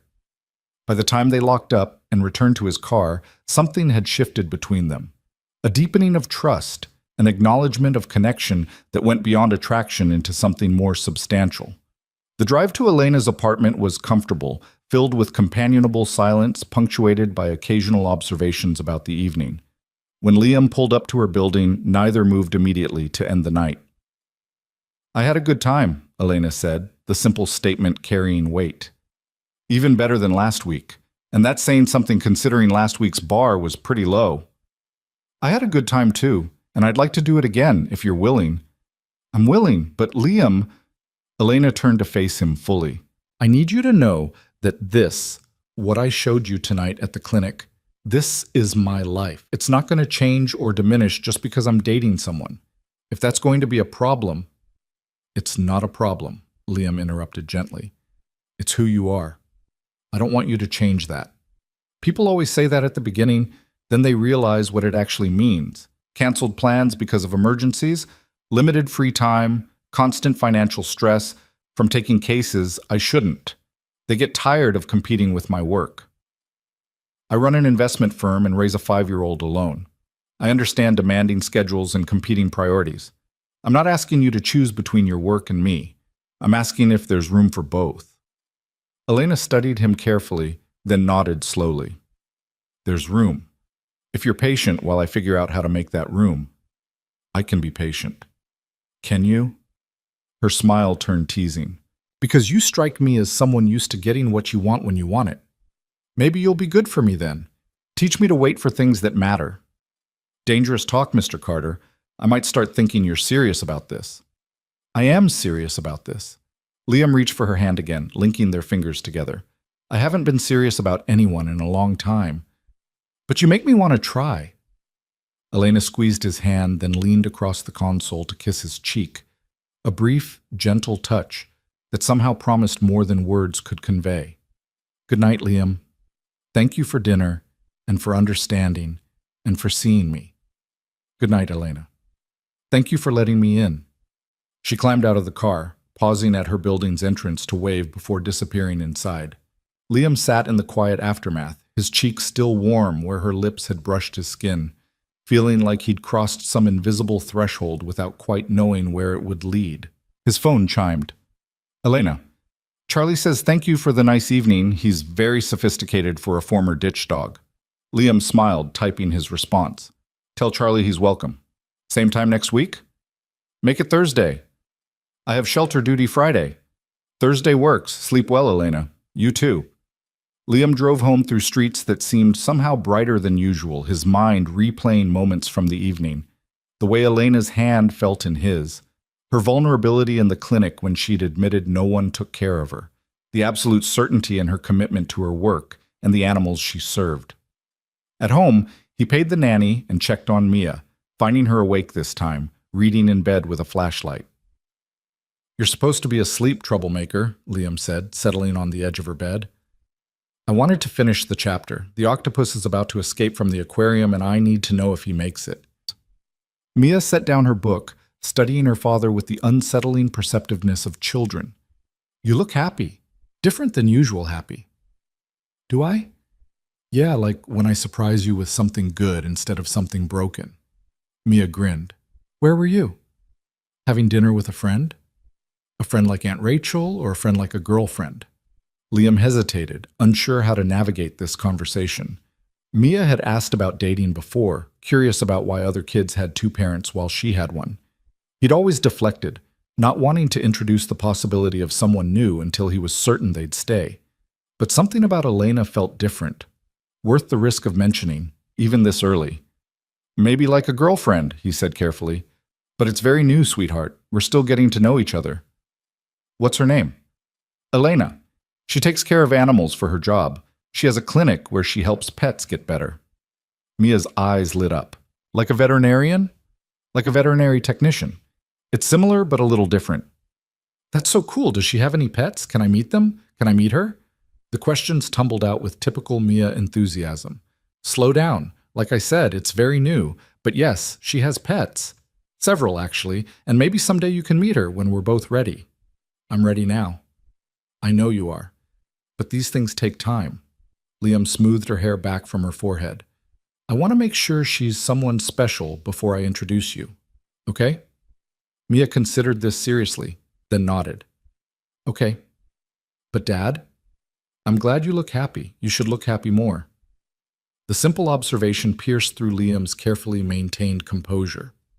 Out of the mouths of children came truth he'd been avoiding, that he'd been going through motions rather than living, protecting rather than experiencing, existing rather than thriving. I'm working on it, baby. Now finish your chapter, then lights out for real. Will you stay until I'm done? Of course. Liam settled back against her headboard while Mia returned to her book, reading with the fierce concentration she brought to everything she cared about. Watching her, he thought about Elena's question from dinner. When does structure become a cage instead of support? He'd built such careful walls around himself and Mia, convinced that control meant safety. But maybe safety wasn't the same as living. Maybe protecting Mia from potential hurt meant also protecting her from potential joy. Mia finished her chapter and set the book aside with a satisfied sigh. He made it, Dad. The octopus escaped and found the ocean. Good for him. Now sleep. Love you, Dad. Love you too, troublemaker. He turned off her light and headed to his own room, his phone showing another message from Elena, a photo of Charlie sprawled across her lap, his bandaged leg propped carefully on a pillow. He's decided my lap is his permanent residence. I may never move again. Liam responded with a photo of Mia asleep, octopus book still clutched in one hand. She asked about you tonight. Wanted to know if she could meet your animals. What did you tell her? That we're taking things slow, that when the time's right, introductions will happen. Smart. I'd hate to disappoint a 5-year-old who likes animals. You wouldn't disappoint her, but I want to be certain before I bring someone into her life. I understand. Take the time you need. I'm not going anywhere. Those last 5 words settled into Liam's chest with unexpected weight. People always said they weren't going anywhere, right up until they left. But something about Elena's directness, her absolute refusal to be anything other than exactly who she was, made him want to believe her. Thank you for tonight, for all of it. Thank you for being willing to see my messy, complicated life and not running away. I'm done running. Good night, Elena. Good night, Liam. Liam set his phone on the nightstand and lay back, staring at the ceiling in the darkness. For 18 months, he'd convinced himself that careful was enough, that protecting what he had mattered more than risking it for something more. But Elena had walked into his life covered in mud and impossible to ignore, challenging every assumption he'd made about what he wanted and what he deserved. Maybe, he thought, as sleep finally claimed him, it was time to stop being so careful. Time to let life get a little messy again, to trust that not everyone would leave, to believe that some things, some people, were worth the risk of hoping for something real. Thursday couldn't come fast enough. Thursday arrived wrapped in unseasonable rain, the kind of steady downpour that turned city streets into rivers and made Liam grateful for underground parking. He'd spent the week in a state of distraction unusual for someone who'd built his fortune on relentless focus. Client meetings blurred together, conference calls required conscious effort to maintain attention, and he'd caught himself checking his phone more times than he could count, waiting for Elena's messages that arrived with comfortable irregularity. She texted photos of Charlie's recovery progress, updates about Scout's successful adoption to a retired couple with a fenced yard, complaints about supply costs and insurance companies. Nothing romantic or calculated, just the natural flow of someone sharing their day with a person they trusted. Liam found himself reciprocating with snapshots of Mia's latest art projects and observations about market volatility, their communication developing an easy rhythm that felt more intimate than deliberate romance. Now, standing in his closet at 6:30 Thursday evening, Liam second-guessed his clothing choices for the third time. They'd agreed to keep tonight casual, Elena's request after a particularly exhausting week at the clinic, which somehow made deciding what to wear more complicated than formal occasions. He finally settled on dark jeans and a gray Henley, aiming for approachable rather than intimidating. His phone buzzed as he headed downstairs. Elena. Running 10 minutes late. Emergency call from a regular client. Cat ate something toxic. Getting her stabilized, then heading your way. Sorry. Liam smiled at the apology. 3 weeks ago, he would have been irritated by the delay. Now he simply appreciated the honesty and sent back a quick response. Take whatever time you need. The reservation's flexible. He'd chosen a small French bistro Elena had mentioned loving but rarely visiting due to price. Not ostentatious, but quality. The kind of place that respected good food without demanding pretense. The owner had assured him they could accommodate late arrivals. Rachel materialized in his kitchen doorway, having let herself in with her spare key. She'd volunteered to stay with Mia for the evening, claiming it was sisterly duty but transparently fishing for information about his dating life. You look nervous, she observed, leaning against the counter with poorly concealed amusement. It's adorable. I'm not nervous. Liam adjusted his watch, realized what he was doing, and forced his hand still. I'm just prepared. You're nervous. I haven't seen you like this since you pitched to your first major investor. Rachel grinned. Elena must be something special. She is. And before you start interrogating me about where this is going, I don't know yet. We're taking it slow. Liam, you've seen her 3 times in 3 weeks. For you, that's practically engaged. Rachel's expression softened into something more serious. I'm glad, though. Really glad. You deserve someone who sees you as more than a bank account or a business opportunity. Elena definitely sees me as more than that. She barely tolerates my bank account. But Liam smiled as he said it, remembering Elena's discomfort when he'd tried to pay for medication for one of her clinic animals. She'd insisted on reimbursing him, refused to accept it as a gift, and finally agreed to let him sponsor the clinic's supply costs for 1 month as a compromise. Mia thundered down the stairs, already in her pajamas despite the early hour. She launched herself at Rachel with her usual enthusiasm, then turned to inspect her father critically. You look nice, Dad. Is Elena going to think you look nice? I hope so, troublemaker. Be good for Aunt Rachel, okay? Bedtime at 8:30 and you know the rules about screen time. I know. Can I stay up until you get home, though? I want to hear about your date.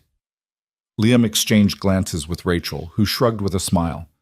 30 minutes past bedtime if you're still awake. Deal? Deal. Mia sealed it with a hug that nearly knocked him off balance. Have fun, Dad. Tell Elena I said hi even though I haven't met her yet. I will. Liam kissed the top of her head, then grabbed his keys and headed out into the rain. The drive to Elena's apartment took longer than usual, traffic snarled by the weather, and a minor accident on the main thoroughfare. Liam used the time to compose himself, forcing down the unfamiliar anxiety that had been building all week. This was just dinner with someone he liked. No pressure, no expectations beyond enjoying each other's company. When he pulled up to Elena's building, she was already waiting under the entrance awning, holding an umbrella and wearing a simple green dress that made her eyes luminous even in the gray evening light. She smiled when she saw his car and hurried over, sliding into the passenger seat with a gust of rain-scented air. "Hi," she said breathlessly, shaking droplets from her umbrella. "Sorry again about the delay. Mrs. Henderson's cat has a talent for eating things that will kill him." "Is he going to be okay?" "He'll be fine. I induced vomiting, gave him activated charcoal, and he's staying overnight at the emergency clinic for observation. Mrs. Henderson feels terrible, but honestly, cats are like toddlers with death wishes sometimes." Elena buckled her seatbelt, then turned to really look at him. "You look nice. Very nice. Mia said to tell you hi, even though she hasn't met you yet, her words exactly." Elena's laugh was warm and surprised. "She sounds persistent. You have no idea. She's been asking about you all week. Wants to know when she can meet the lady who saves animals." Liam pulled back into traffic, navigating toward the restaurant with practiced ease. "I keep telling her we're taking things slow, but patience isn't her strong suit." "Wonder where she gets that from." "Definitely her mother. I'm extremely patient," says the man who checked his watch 4 times during our first date. "That was different. You were 40 minutes late and covered in mud. And you stayed anyway, which suggests you're either patient or crazy." Elena's hand found his on the gear shift, her fingers intertwining with his in a gesture that was becoming comfortingly familiar. "For the record, I vote patient." They drove in comfortable silence for a few blocks, the rain drumming steadily on the windshield and the city lights blurring into watercolor smears. Liam found himself intensely aware of Elena's hand in his, the simple contact grounding him in a way that felt both new and essential. "Can I ask you something?" Elena said eventually, her voice quiet enough that he had to strain slightly to hear over the rain. "Of course." "When Mia asks about me, what do you tell her? Not just the surface stuff about my job, but about us, what we are." Liam considered the question carefully. "I tell her we're getting to know each other, that you're someone I care about and want to spend time with.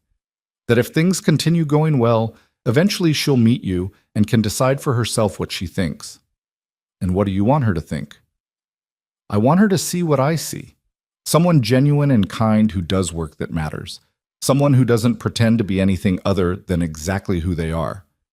He glanced over at her briefly before returning his attention to the rain-slicked road. "Someone I'm starting to care about more than is probably wise after 3 weeks." Elena's grip tightened on his hand. "What if I told you I'm starting to feel the same way?" "I'd say that's either really good news or we're both setting ourselves up for significant disappointment."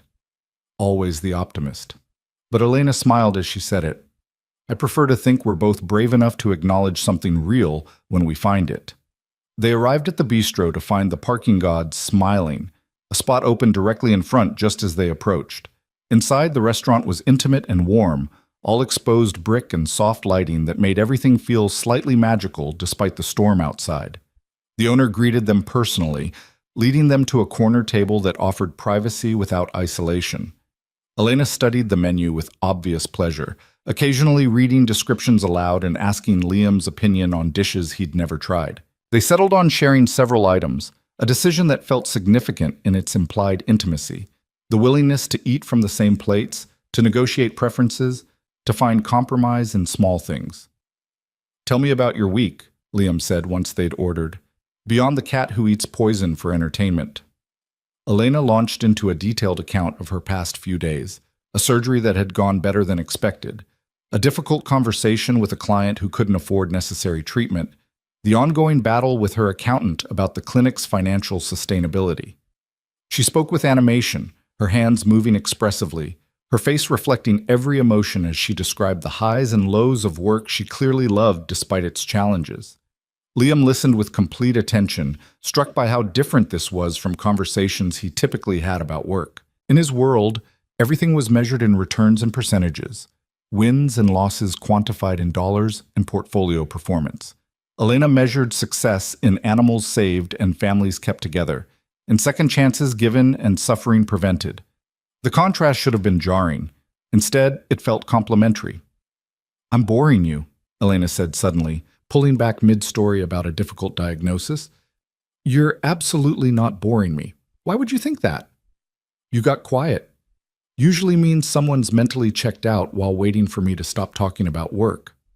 I got quiet because I was thinking about how much I admire what you do, how you've built something meaningful with limited resources and refuse to compromise your values even when it costs you financially." Liam reached across the table to take her hand. "You're not boring me, Elena. You're inspiring me." Her eyes widened slightly, vulnerability flickering across her features. "That's a lot of pressure to put on someone you've known 3 weeks." "Is it? Because from where I'm sitting, you've been putting pressure on yourself for years with no one to acknowledge it. Maybe it's time someone did." Their food arrived before Elena could respond, giving them both a moment to reset. They ate and talked, the conversation flowing naturally from topic to topic. Liam shared stories about Mia's school struggles. Her brilliance made traditional classroom structure challenging, and he was considering alternative educational options that might better serve her learning style. "She sounds gifted," Elena observed, spearing a piece of duck confit. "Have you had her tested?" "Twice. The evaluators say she's operating several years above grade level academically, but needs support with social integration. Basically, she's too smart to be challenged by her peers and too young to navigate the emotional complexity that creates." "That must be hard for both of you." "It is. Some days she comes home frustrated to tears because the other kids don't understand why she'd rather discuss ocean ecosystems than play tag. Other days she's fine, totally adapted and happy. I never know which version I'm getting." Liam set down his fork, the familiar weight of parental concern settling over him. "Her mother used to handle this stuff. She had instincts for it that I lack. You're handling it fine. Better than fine, from what I can see." Elena's voice was gentle but firm. "You're engaged. You're seeking solutions. You're putting her needs first. That's what matters." "Is it enough, though? What if she needs things I can't give her? What if my best isn't sufficient?" "Then you find people who can supplement what you can't provide. Teachers, tutors, mentors. That's not failure, Liam. That's wisdom." Elena paused, then added quietly, "And maybe, eventually, a partner who can help carry some of the weight, if you let them." The implication hung between them, simultaneously thrilling and terrifying. Liam found himself imagining Elena in his life more permanently, meeting Mia, joining them for weekend activities, being present for the difficult moments and the victories. The image felt right, in a way nothing had since Mia's mother left. "I'd like that," he said simply. "When the time's right, when we're both ready." "Me too." Elena's smile was soft and genuine. "Though, fair warning, I come with a lot of baggage. 3 cats, 1 anxious dog, whatever fosters I'm housing at any given time, and a work schedule that makes planning difficult. I come with a precocious 5-year-old, a demanding career, trust issues that could fill a therapy textbook, and the lingering fear that anyone who gets close will eventually decide we're too much work. We're quite a pair." "We really are." Liam raised his wine glass. "To being complicated humans trying to figure out how to let someone else in." Elena clinked her glass against his. "To being brave enough to try." They finished dinner slowly, neither wanting to rush the evening despite the rain that continued pounding against the restaurant windows.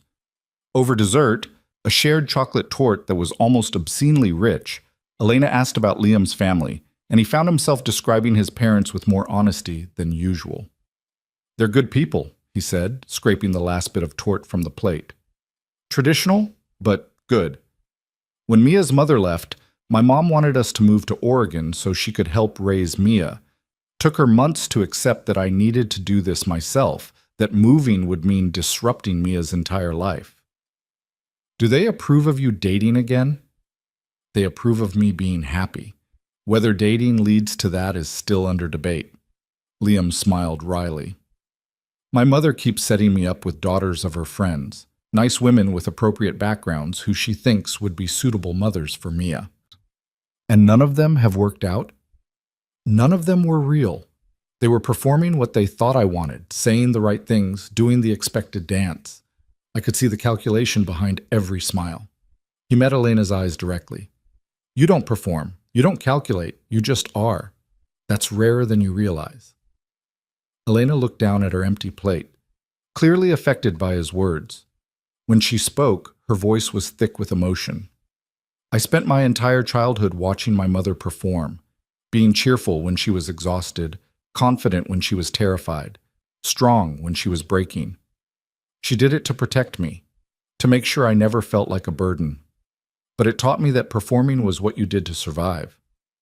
When did you stop? When she died. I realized that spending my whole life pretending to be okay had kept me from actually being okay. So I decided to just be honest instead. Lost some friends, gained peace of mind, and accepted that I'd rather be alone and real than partnered and fake. Until now. Until now. Elena's smile was tentative but hopeful. You make me want to risk it. Being real with someone else, not just by myself. Liam paid the check over Elena's protests, and they headed back out into the rain. The storm had intensified, wind driving the droplets sideways and turning Elena's umbrella inside out within seconds of leaving the restaurant. They made it to the car laughing and soaked, Elena's carefully styled hair plastered to her head, and Liam's Henley clinging uncomfortably to his chest. So much for looking nice, Elena gasped, trying unsuccessfully to wring water from her dress. You still look beautiful. Liam started the engine, cranking the heat. Wet, but beautiful. Flatterer, though I appreciate the effort. Elena shivered slightly despite the warming car. Can we make a detour? I need to check on Mrs. Henderson's cat at the emergency clinic. It's only 10 minutes out of the way. Of course. The detour stretched to 45 minutes once they arrived at the clinic, and Elena discovered complications with another overnight patient, a dog who'd developed post-surgical bleeding that needed immediate attention. Liam watched from the waiting area as Elena disappeared into the back with the veterinary staff, her wet dress forgotten as she shifted seamlessly into professional mode. When she finally emerged an hour later, she looked exhausted but satisfied. Sorry, the bleeding was worse than they initially thought. Had to assist with revision surgery. Don't apologize, this is what you do. Liam stood, noting the blood spattered on her dress and the deep fatigue in her eyes. Let me take you home. They drove through streets turned treacherous by flooding, Liam navigating carefully while Elena dozed in the passenger seat, her head tilted against the window. He used the quiet time to think about the evening, about how easily she'd dropped everything to help an animal in crisis, about her complete lack of pretense or apology for being exactly who she was. At her apartment building, Elena stirred as he parked. I'm terrible company tonight. I promise I'm usually more entertaining. You're perfect company. Come on, I'll walk you up. Under the building's awning, they faced each other in the yellow security light. Elena's dress was ruined, her makeup long since washed away by rain and exertion, her hair a disaster. She'd never looked more beautiful to Liam. Thank you for understanding about tonight, she said quietly. About the delays and the emergency, and Liam stopped her words with a kiss, gentle but deliberate, his hands coming up to frame her face. Elena made a small sound of surprise, then melted into him, her arms wrapping around his waist and pulling him closer. The kiss deepened, conveying everything words couldn't capture, want and trust, and the beginning of something that felt bigger than either of them alone. When they finally broke apart, both breathing hard, Elena's eyes were bright with unshed tears. What was that for? She whispered. For being you, for showing me what real looks like, for making me believe that maybe I don't have to be careful all the time. Liam, whatever Elena had been about to say was interrupted by her phone buzzing insistently. She glanced at the screen and grimaced. It's the emergency clinic, the dog I just left. Answer it. Elena took the call, her expression shifting through concern to relief as she listened to the veterinarian's update. Okay, yes. I'll check in first thing tomorrow. Thank you for calling. She pocketed her phone and turned back to Liam with an apologetic smile. He's stable. They wanted to update me. See? You're needed, important, making a difference. Liam kissed her forehead gently. Go inside, get warm, get some sleep. I'll call you tomorrow. I'd like that. Elena hesitated, then added, Liam, that kiss was me being honest about how I feel. No pressure, no expectations, just truth. Good, because I feel the same way. She stretched up to kiss him once more, brief and sweet. Drive carefully. Text me when you get home. Yes, ma'am. Liam waited until she was safely inside before returning to his car, his lips still tingling from their kisses and his mind replaying the evening in vivid detail. The drive home passed in a pleasant haze, the storm finally beginning to break as he pulled into his garage. Inside, he found Rachel asleep on the couch and Mia passed out in her bed with a book clutched to her chest. He woke Rachel gently, sent her home with thanks, and checked his phone to find a message from Elena. Made it inside. Charlie's very disappointed. I smell like other dogs. Thank you for tonight, all of it. Liam smiled and typed in his response.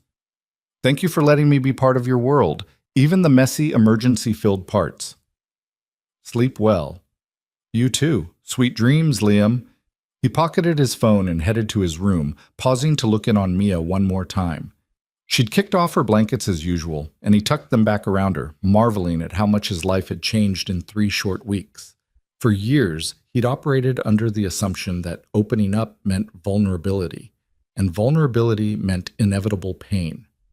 Elena was teaching him something different, that vulnerability could also mean connection, that letting someone see your mess didn't guarantee they'd leave, that sometimes the bravest thing was choosing to hope despite past hurt.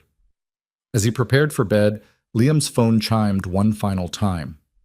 Elena had sent a photo of herself in pajamas, surrounded by her animals, 3 cats draped across various surfaces, Charlie's head in her lap, and her anxious dog pressed against her side. My support team says you're allowed to keep coming around. They voted and you passed. Liam sent back a photo of sleeping Mia. My support team is reserving judgment until she meets you. But she's rooting for you.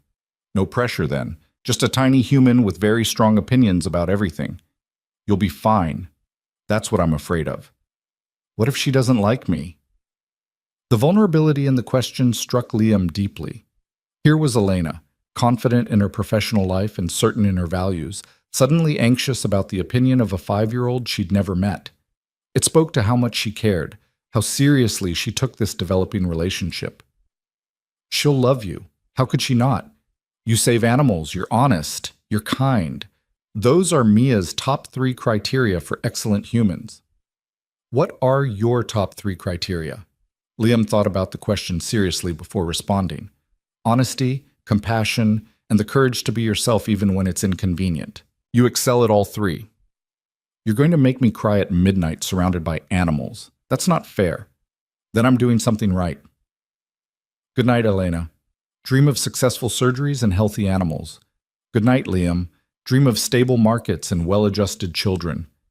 He set his phone aside with a smile, thinking that a month ago his dreams had been limited to exactly those things: professional success and Mia's happiness, the safe and quantifiable goals that carried no risk of personal disappointment. Now his dreams included hazel eyes and muddy dresses, emergency veterinary calls and kisses in the rain, the terrifying possibility of letting someone matter enough to hurt him. It should have felt dangerous. Instead, it felt like finally waking up after years of sleepwalking through his own life. Outside, the storm had passed, leaving the city washed clean and quiet. Inside, Liam lay in the darkness and let himself hope that maybe, just maybe, he'd found something worth the risk of believing in. Someone who saw his carefully constructed walls not as challenges to overcome, but as protection he'd needed and could now, slowly, begin to dismantle. Someone who made him want to be brave instead of careful, real instead of perfect, open instead of defended. Someone like Elena. The following Saturday morning arrived bright and cool, the storm's aftermath leaving the city scrubbed clean and sparkling under autumn sunlight. Liam woke to Mia bouncing on his bed with her usual weekend enthusiasm, already dressed and clutching a drawing she'd made of what appeared to be a veterinary clinic populated entirely by purple octopuses. "Can we go to the park today?" she demanded, shoving the drawing in his face. "And can Elena come? I drew her clinic and I want to show her, and maybe she can bring some of her animals because I really want to meet them. And Aunt Rachel said you've been seeing her a lot, which means it's probably time for me to meet her too, right?" Liam sat up slowly, his brain struggling to process the rapid-fire questions before coffee. "Good morning to you too, troublemaker. Take a breath." "I did. Now can we? Please?" Mia's eyes were wide with hope and determination, a combination Liam had never successfully resisted. "Let me talk to Elena first.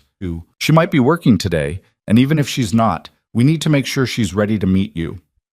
"Why wouldn't she be ready? I'm excellent at meeting people." "You are. But this is important, so we want to do it right."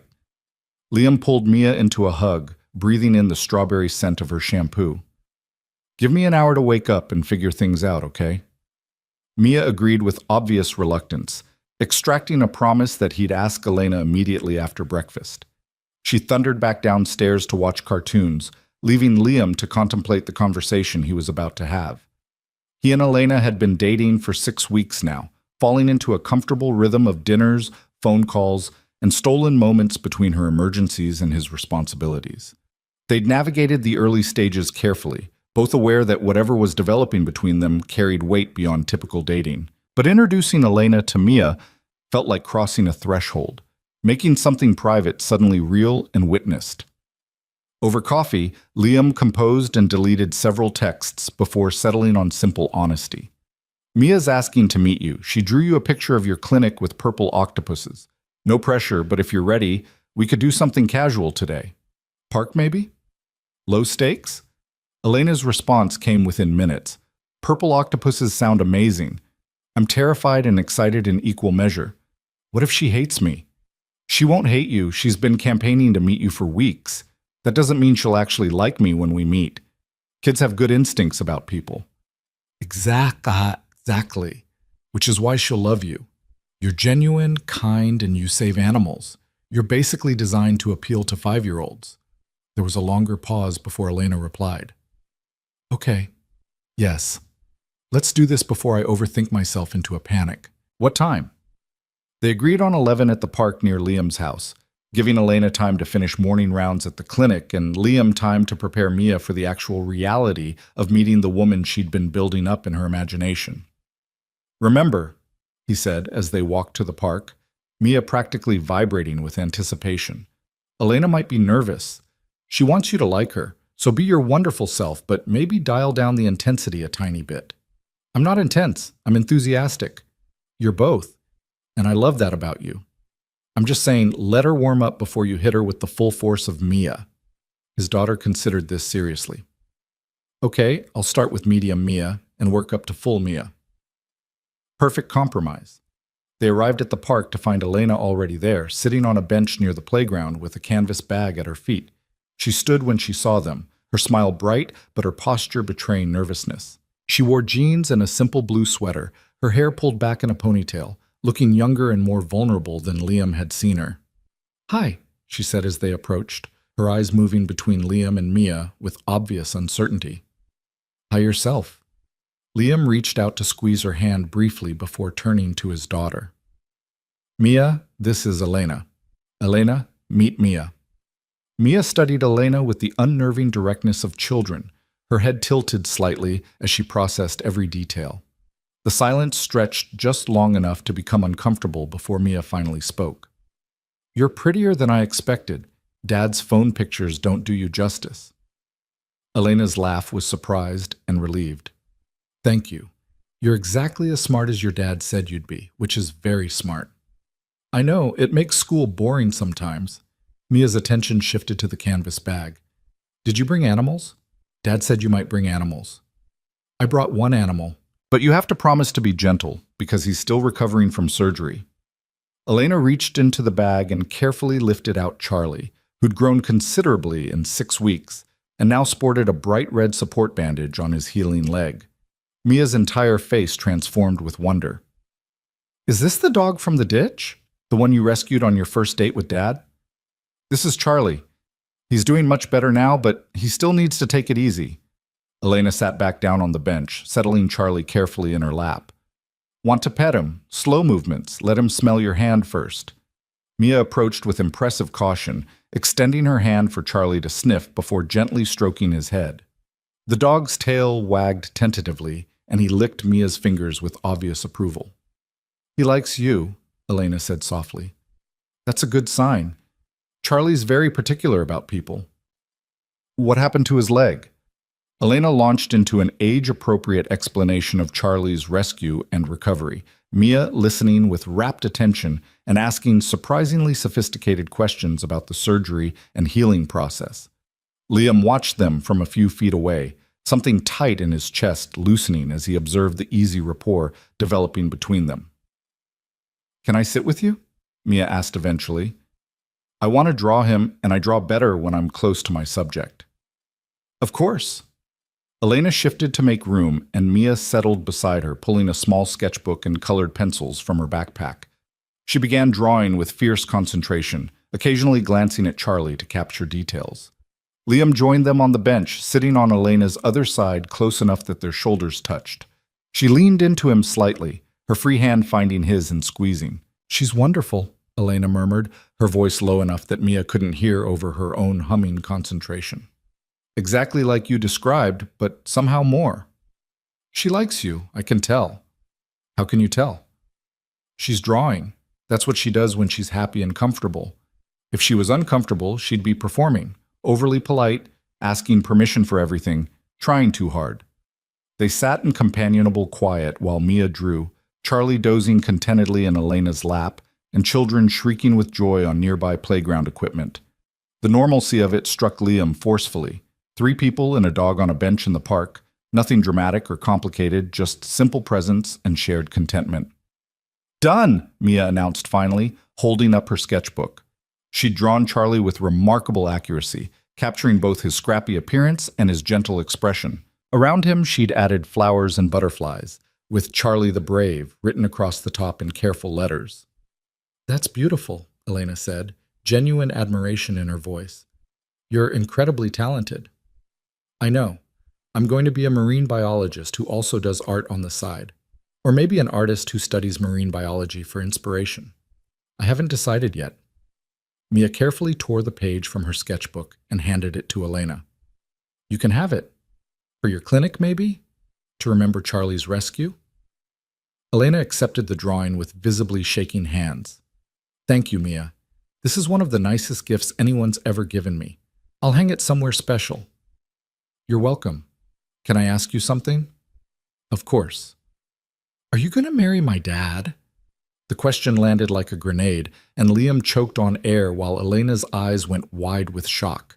Mia watched them both with innocent curiosity, completely unaware of the bombshell she'd just dropped. Mia, Liam managed finally, that's not an appropriate question. Why not? You said she's important. You smile different when you talk about her. And you told Aunt Rachel that you think you might be falling in love. So I thought maybe you were going to get married. You were eavesdropping on my conversation with Aunt Rachel? I wasn't eavesdropping. You were talking really loud, and I happened to be in the next room. Mia's expression remained maddeningly guileless. So? Are you? Elena recovered first, her composure returning along with a gentle smile. Mia, your dad and I are still getting to know each other. We care about each other very much, but marriage is a big decision that takes time to figure out. What we can tell you is that we both think you're pretty amazing, and any decisions we make will include making sure you're happy and comfortable, okay? It was a perfect answer, honest without being dismissive, serious without being condescending. Mia considered it carefully, then nodded. Okay, but for the record, I think you should marry him. He's been sad for a long time, and you make him not sad. That seems important. It is important, Elena agreed quietly. Thank you for telling me. You're welcome. Now, can we go play on the swings? Charlie can watch from the bench. Elena settled Charlie in his bag with water and a toy, and the 3 of them headed toward the playground. Mia claimed the highest swing and demanded that they push her, shrieking with delight as she soared higher and higher. Other families populated the playground, and Liam noticed several parents watching their small group with curiosity and something that might have been approval. After swings came the climbing structure, where Mia demonstrated her monkey bar prowess, while Elena and Liam spotted her with unnecessary vigilance. Then slides, then the spinning platform that made Liam mildly nauseous just watching. Through it all, Mia kept up a running commentary about school, her friends, her latest marine biology obsession, and her opinions about proper animal care based on what she'd learned from Elena during their brief conversation. "She's exhausting and delightful in equal measure," Elena observed as Mia raced off to join some other children in a game of tag. "I can see why you're simultaneously proud and perpetually tired. That's parenting a gifted child in a nutshell. Some days I'm in awe of her. Other days I'm just trying to survive until bedtime." Liam took Elena's hand, pulling her closer. "Thank you for being so good with her. That question about marriage aside, this is going really well." "About that question," Elena's voice was careful. "Did you really tell Rachel you think you're falling in love with me?" Liam's first instinct was to deflect, to minimize the confession his daughter had overheard and repeated. But Elena's directness had taught him something about the value of honesty, even when it was terrifying. "I did, because I think I am falling in love with you." He kept his eyes on Mia playing in the distance rather than watching Elena's reaction. "I know it's fast. I know we're supposed to be taking things slow, but somewhere between drainage ditches and emergency surgeries and watching you be exactly who you are without apology, I stopped being careful and started just feeling." Elena was quiet long enough that Liam finally forced himself to look at her. She was crying, silent tears tracking down her cheeks while she smiled. "That's the most romantic thing anyone's ever said to me," she whispered, "and also the most terrifying because I'm falling in love with you too, and I have no idea what to do with that. We could start by acknowledging it's happening and agreeing not to run away screaming. That seems reasonable." Elena wiped her eyes, laughing slightly. "Though, fair warning, I'm probably going to panic about this later when I'm alone and overthinking everything. When you do call me, we'll panic together." Mia returned at that moment, flushed and happy from playing. "I'm hungry. Can we get lunch, and can Elena come? I want to show her my room and my ocean books and my rock collection." Liam looked at Elena, leaving the choice to her. She smiled and nodded. "Lunch sounds perfect, and I'd love to see your room." They gathered Charlie and headed back to Liam's house, Mia chattering the entire way about everything Elena needed to see and know. At home, Mia gave Elena the grand tour while Liam ordered pizza, listening to his daughter's enthusiastic narration drifting down from upstairs. "This is my marine biology section, and these are my art supplies. And this is the puzzle Dad and I are working on. It's the solar system, and it has 5,000 pieces, and we've been doing it for 3 months. And this is Elliot, my stuffed elephant. He's been with me since I was born." Elena's responses were engaged and genuine, asking questions that showed real interest rather than adult condescension. When they finally returned downstairs, Mia had declared Elena officially approved for future visits. Over pizza, Mia dominated the conversation with questions about veterinary work, animal behavior, and whether Elena thought octopuses could be kept as pets. Elena fielded each question with patience and intelligence, neither talking down to Mia nor overwhelming her with information. "You're really good with her," Liam said quietly while Mia was in the bathroom. "Natural.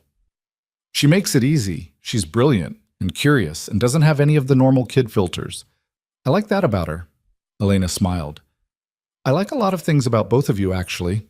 Before Liam could respond, his phone rang. Work, unavoidably urgent. A major client with a crisis that required immediate attention. He took the call apologetically, stepping into his home office while Elena and Mia remained in the living room. The call stretched to 45 minutes, complex problem solving that demanded his full attention. When he finally emerged, he found Elena and Mia on the couch with Charlie between them, reading one of Mia's ocean books together. The scene was so domestic, so perfectly right, that Liam had to pause and just absorb it. This was what he'd been protecting himself against, the possibility of letting someone into the carefully balanced life he'd built with his daughter. The risk that it wouldn't work, that someone would promise to stay and then leave, that Mia would get attached and get hurt. But watching Elena patiently explain something about tidal pools while Mia hung on every word, Liam realized the greater risk was protecting himself so thoroughly that he missed the chance at something real. "Sorry about that," he said, rejoining them. "Client emergency." "But we barely noticed. Elena's been teaching me about sea anemones." Mia yawned hugely. "They're basically flowers that are secretly predators, which is very cool. Sounds like something you'd appreciate." Liam checked his watch, surprised to find it was nearly 4. "Elena probably needs to get going, troublemaker. She has work tomorrow." "Do you have to go?" Mia's disappointment was obvious. "We were having fun." "I do have early rounds tomorrow, but this was wonderful, Mia. Thank you for sharing your day with me." Elena stood, carefully transferring Charlie to his bag. "Maybe we can do it again sometime." "Definitely. And next time you should bring all your animals. I want to meet everyone." "That might be logistically challenging, but I'll see what I can arrange." Elena accepted a spontaneous hug from Mia, her eyes meeting Liam's over his daughter's head with an expression of wonder and slight overwhelm. Liam walked Elena to her car while Mia settled into the living room with instructions to start her homework. Outside, Elena leaned against her car door and let out a long breath. "That was intense. Good intense, but intense." She smiled up at him. "Your daughter is incredible. Exhausting, but incredible." "She loved you. I could tell." "I loved her too. Which is terrifying because it means I'm not just falling for you anymore. I'm falling for your whole life." Elena's vulnerability was stark in the afternoon light. "What if I mess this up? What if I'm not good enough at this? I don't have any experience with kids." "You don't need experience. You need to be yourself, which is exactly what you were today." Liam pulled her into his arms, feeling her relax against him. "Stop looking for ways this could fail and just let it be what it is." "What is it?" "It's real. Messy and complicated and absolutely real." He kissed her forehead, then her cheeks, then finally her mouth, soft and sweet and full of promise. "And I'm done being afraid of real." Elena kissed him back, her hands fisting in his shirt as if to anchor herself. When they broke apart, she was smiling despite the tears in her eyes. "I'm still going to panic later." "I know. Call me when you do." "I will."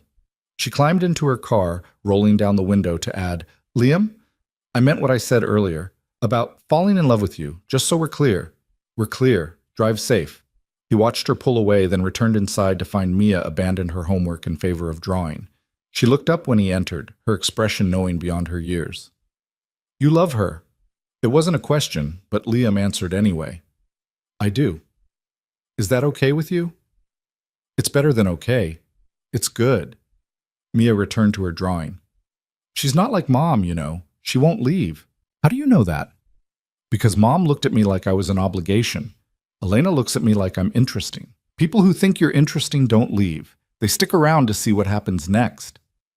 The observation pierced Liam's heart with its accuracy and sadness. At 5 years old, Mia had already learned to read whether people genuinely wanted her presence or were simply tolerating it out of duty. "You're right," he said quietly. "Elena does think you're interesting, and fascinating and brilliant and worth knowing. I think she's worth knowing too, so you should probably keep her around."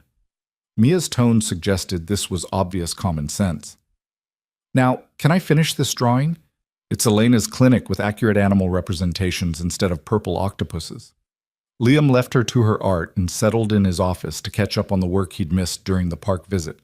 But concentration proved difficult, his mind replaying moments from the day. Mia's immediate acceptance of Elena, the easy way they'd interacted, Elena's confession about falling in love, the terrifying, exhilarating reality that he was building something with someone who saw both him and his daughter clearly and chose to stay anyway. His phone buzzed with a text from Elena. "Made it home. Currently panicking as promised. Your daughter asked if we're getting married, and I admitted, I'm falling in love with you, and Charlie won't stop staring at me like he knows I'm having a crisis." Liam smiled and called instead of texting back. Elena answered on the first ring. "Tell me this is crazy," she said without preamble. "Tell me it's too fast and we're being reckless and should slow down." "It probably is crazy. It's definitely fast. We might be being reckless." Liam leaned back in his chair, phone pressed to his ear. But I don't want to slow down, do you? No. Which proves I'm completely insane. He heard her moving around, probably pacing. Liam, what are we doing? 6 weeks ago, I was fine being alone. Now I'm falling in love with a man and his incredible daughter and reimagining my entire life to include people I barely know. We're not barely known to each other anymore. I know you take your coffee black with 2 sugars. I know you talk to animals like they understand complex sentences. I know you'd give everything you own to save a creature in pain. I know you're terrified of being vulnerable but brave enough to try anyway. His voice softened. And you know me, the real me, not the successful businessman persona. You know I'm scared and scarred and doing my best to raise a child who deserves better than I can give her. You're giving her everything, Liam. Can't you see that? I'm trying. With your help, maybe I can actually succeed. He paused, then took the leap. Move forward with me, Elena. Stop panicking about the speed and just move forward. We'll figure out the details as we go. She was quiet for so long he thought she might have hung up. Then, barely above a whisper, okay, yes, let's do this. Yeah. But if we're doing this, we're doing it right, which means meeting each other's people, integrating our lives properly, being intentional about building something that lasts. I can do intentional. When do I meet your friends? Next weekend. My best friend Kate is having a dinner party. Fair warning, she's protective and will absolutely interrogate you about your intentions. Good. Mia's protective too. You've already passed her test, so passing Kate's should be manageable. Liam heard Mia calling him from downstairs. I should go. Mia needs something. Go be a dad. Call me before bed. Absolutely. And Elena? Thank you for today. For being wonderful with Mia and honest with me and brave enough to keep saying yes even when it scares you. Thank you for making me want to be brave. Talk later.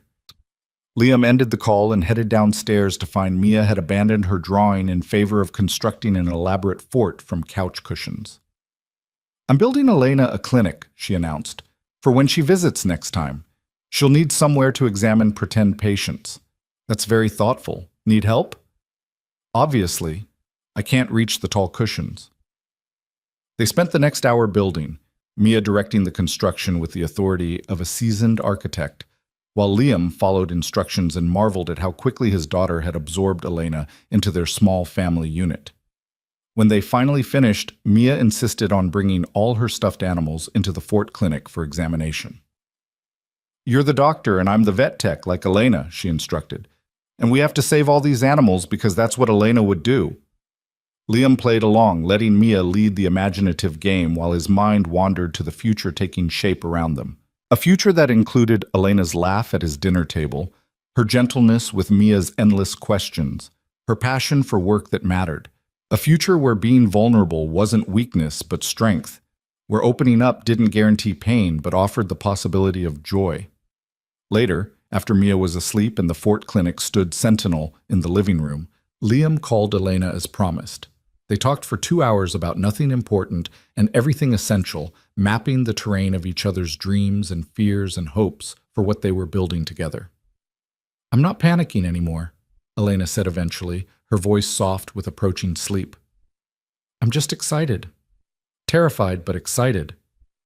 Me too. Get some rest. I'll talk to you tomorrow. Good night, Liam. Tell Mia I said good night too. I will. Sweet dreams.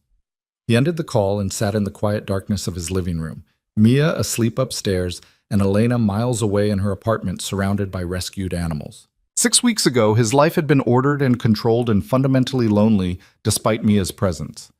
Now it was messy and uncertain and filled with the kind of hope he'd thought died when Mia's mother walked away. Elena had taught him that some kinds of mess were worth embracing. That uncertainty could be exciting rather than terrifying. That hope, despite its risks, was better than the alternative of carefully managed emptiness. Liam checked on Mia one final time, finding her sprawled across her bed with the drawing of Elena's clinic clutched in one hand. He carefully extracted it, setting it on her nightstand where she'd see it first thing in the morning, then headed to his own room feeling lighter than he had in years. Tomorrow would bring new challenges, inevitable complications, and probably at least one animal emergency that would disrupt whatever plans they made. But for tonight, Liam let himself simply feel grateful. for muddy first impressions that led to real connections, for 5-year-olds who saw truth clearly, and for women brave enough to climb into ditches both literal and metaphorical to save what mattered. For Elena, who'd shown him that love wasn't careful or controlled or safe. It was messy and inconvenient and absolutely worth every risk. 3 months later, winter had settled over the city with the kind of crystalline cold that made breath visible and turned morning coffee into a necessity rather than luxury. Liam stood in his kitchen, watching dawn break over frost-covered rooftops, his mind occupied with plans that would have terrified him 4 months ago, but now felt inevitable and right. The velvet box in his pocket carried weight beyond its physical dimensions. He'd chosen the ring 2 weeks earlier with Mia's enthusiastic input, a simple platinum band with a small emerald flanked by diamonds, elegant without being ostentatious, meaningful without being excessive. The emerald had been Mia's suggestion, pointing out that it matched Elena's eyes and represented growth, which seemed appropriate for someone who spent her life nurturing living things back to health. "Are you nervous?" Rachel asked from the doorway, making Liam jump slightly. She'd arrived early to watch Mia for the day, claiming sisterly prerogative to witness his pre-proposal anxiety. "Terrified," he admitted, turning to face her. "What if I'm moving too fast? What if she's not ready? What if—" "Stop." Rachel crossed to him, placing both hands on his shoulders with the authoritative gentleness of an older sister. "You've been planning this for weeks. Elena loves you. Mia adores her. You've integrated your lives so thoroughly that half her animals are living here already. The only question is whether you're brave enough to make it official." "When did you become the voice of wisdom?" "I've always been the voice of wisdom. You've just been too stubborn to listen." Rachel smiled, then sobered slightly. "But seriously, Liam, this is right. I've watched you with her. You're different than you were with Mia's mother, more open, more yourself. Elena sees you and chooses you anyway. That's rare." "I know. That's what scares me. It feels too good to be real." "Then stop waiting for it to fall apart and just live in it." Rachel glanced at her watch. "Speaking of which, shouldn't you be leaving? Elena's expecting you at the cafe at 9. Liam checked the time and swore softly. He'd asked Elena to meet him at the Riverside Cafe where they'd had their disastrous first date, claiming he wanted to celebrate their 4-month anniversary properly. She'd agreed with the amused tolerance of someone who knew he was planning something but was kind enough to pretend surprise. Mia appeared in the kitchen doorway, still in pajamas but wide awake with excitement. "Did you remember the speech I helped you write?" "I did. It's right here." Liam tapped his chest, where he'd memorized every word of the proposal Mia had insisted should mention both love and animals and the importance of family. "And you're going to tell her about the surprise after, right? The thing we've been working on?" "Right after, assuming she says yes." "She'll say yes. She'd be crazy not to." Mia launched herself at him for a hug. "I'm going to have a mom again. A real one who actually wants to be here." The simple statement nearly undid Liam's composure. He held his daughter tight, breathing in her strawberry shampoo scent, and thinking about how much had changed since Elena had limped into his life, covered in mud, and completely unimpressed by his wealth or status. "Even if she says yes, nothing changes immediately," he reminded Mia gently. "We'll still take things at a reasonable pace, but yes, eventually you'll have Elena as a permanent part of our family." "Good. I already think of her that way anyway. Now go before you're late." Elena hates when people are late, even though she's late all the time because of animal emergencies. Liam laughed and grabbed his coat, pocketing the ring box one final time to ensure it was secure. The drive to the cafe passed in a blur of rehearsed speeches and mounting anxiety. He arrived 10 minutes early and claimed their original corner table, the same spot where he'd waited impatiently for a blind date he'd expected to disappoint him. The irony wasn't lost on him.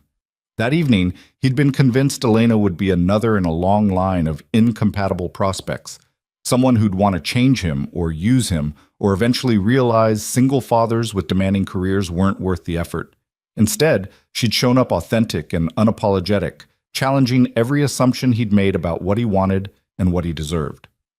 Thomas appeared with coffee, his knowing smile suggesting he'd been briefed on today's significance. "She's lucky to have you, Mr. Carter. though I'd argue you're equally lucky to have her. More lucky. Definitely more lucky. Liam accepted the coffee gratefully, using it to warm his hands and give them something to do besides fidgeting with the ring box. Elena arrived exactly on time, which Liam took as evidence of how important she considered the occasion. She wore a deep green dress that did in fact match the emerald in the ring, her hair loose around her shoulders and her face bright with barely contained curiosity. "You're being mysterious," she said in lieu of greeting, sliding into the booth across from him. 4 months isn't a typical anniversary milestone. What are we really celebrating? Can I just want to take my girlfriend to the place where we met? You could, but you're terrible at hiding when you're planning something. Elena accepted coffee from Thomas with a grateful smile. So, what's the something? Liam had planned to wait, to order food and make conversation and build to the moment gradually. But Elena was looking at him with such open affection and trust that all his careful planning dissolved. "The something is that I love you," he said simply. "And I want to ask you a question, but first I need to tell you some things." Elena's breath caught, her hand freezing halfway to her coffee cup. "Liam, let me get this out before I lose my nerve." He reached across the table to take her hand, feeling her fingers tremble slightly in his grip. 4 months ago, I was convinced I had my life figured out. I'd built safety through control, protected Mia and myself by keeping everyone at arm's length, convinced myself that being careful was the same as being smart. Then you showed up late and barefoot and covered in mud, and every single assumption I'd made about what I wanted fell apart. I remember you looked like you wanted to run screaming. I did want to run. I'd already decided you were going to be a disaster before you even walked in. Liam smiled at the memory. But then you explained about Charlie, about choosing to help instead of impress. And I realized you were offering something I didn't know I was missing. Authenticity, courage. The willingness to be exactly who you are even when it costs you something. Elena's eyes were bright with unshed tears. You make it sound much more noble than it was. I was just doing what felt right. That's exactly my point. You do what feels right without calculating the cost or considering how it looks. You climb into ditches for injured dogs. You perform emergency surgery and show up late to dates without apology because saving lives matters more than appearances. You met my brilliant, exhausting daughter and immediately saw her for the incredible person she is instead of viewing her as an obstacle. Liam paused, gathering courage. You've taught me that some things are worth the risk of being vulnerable, that opening up doesn't guarantee pain. Sometimes it leads to joy. Liam, what are you saying? He released her hand long enough to pull the velvet box from his pocket, setting it on the table between them. Elena stared at it, her hand moving to her mouth as tears spilled over. I'm saying that I don't want to be careful anymore. I want to be brave. I want to build a life with you that's messy and real and full of emergency veterinary calls and 5-year-olds asking impossible questions and all the beautiful chaos that comes with choosing connection over convenience. Liam opened the box, revealing the ring Mia had helped select. Elena Moore, will you marry me? The cafe had gone silent, other patrons watching with undisguised interest. Thomas had materialized near the bar, grinning openly. But Liam only saw Elena, whose tears were flowing freely now as she stared at the ring and then at him. That's an emerald, she whispered. Mia said it matches your eyes. She also said it represents growth, which seemed appropriate. Mia helped pick this out?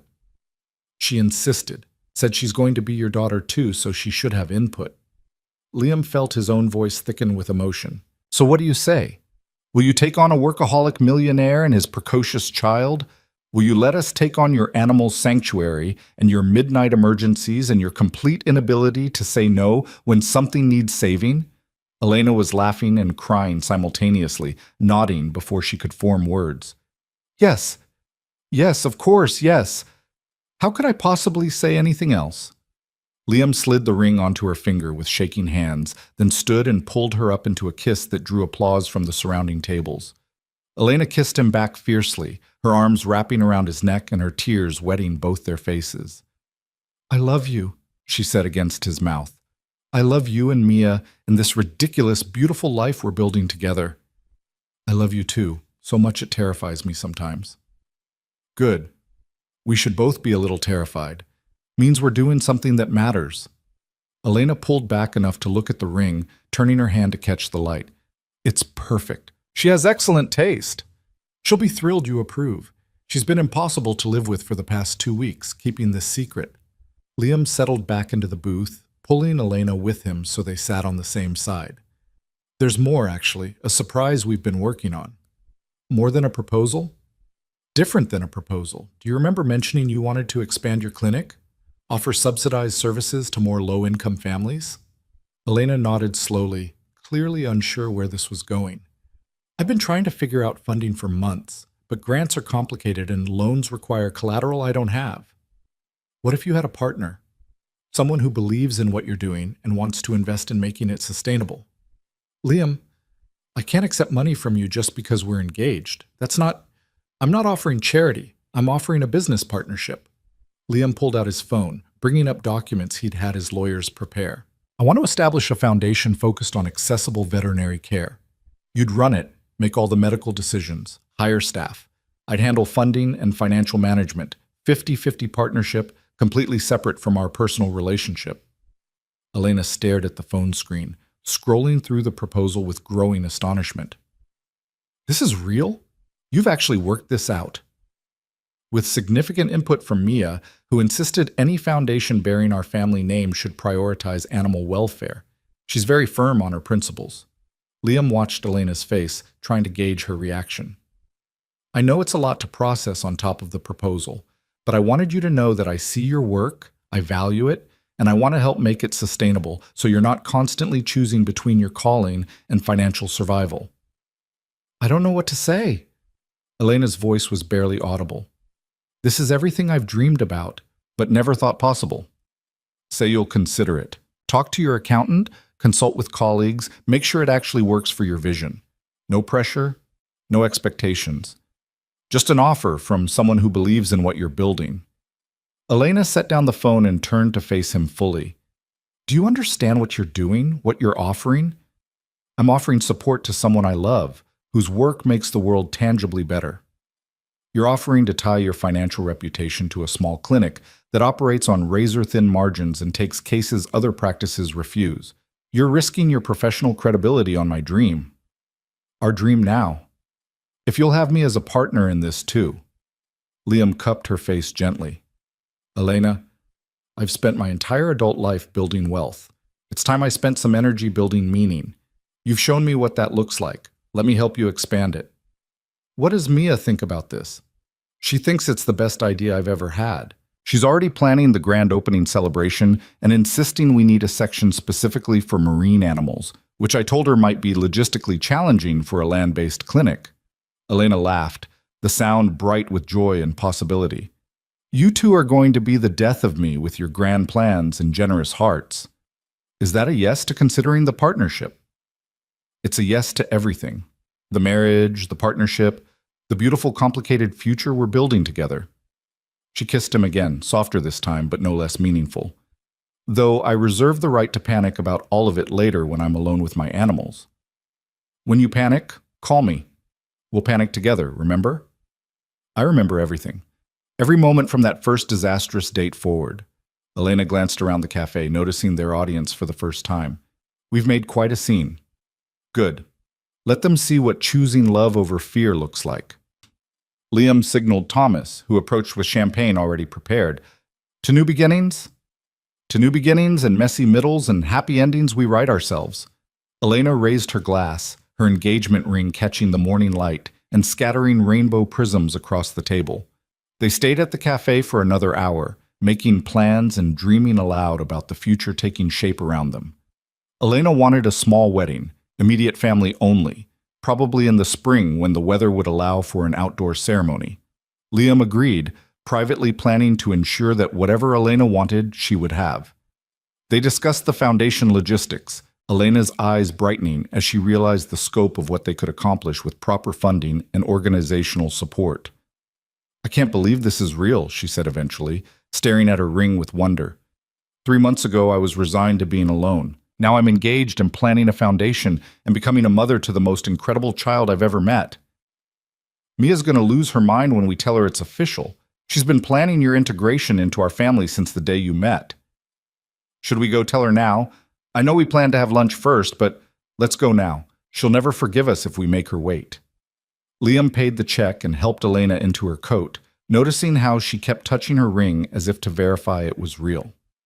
The drive to his house passed in excited conversation about how to break the news to Mia. They decided on simple honesty, knowing she'd see through any attempt at dramatic revelation. At the house, they found Rachel and Mia constructing an elaborate welcome home sign with glitter and markers. "You said yes!" Mia shrieked the moment she saw Elena's hand. "I knew you would, but I was still a little bit nervous because what if you didn't, and then everything would be sad and terrible, and I said yes," Elena confirmed, kneeling down to Mia's level. "How could I say no when it meant getting to be your family officially?" Mia threw herself at Elena with enough force to nearly knock her over. "I'm going to be the best daughter. I'll help with your animals, and I'll be patient when you have emergencies, and I'll never complain about shared custody because you're not going anywhere, right? You're staying forever?" "I'm staying forever," Elena promised, her voice thick with emotion. "If you'll have me." "Obviously I'll have you. I picked out your ring."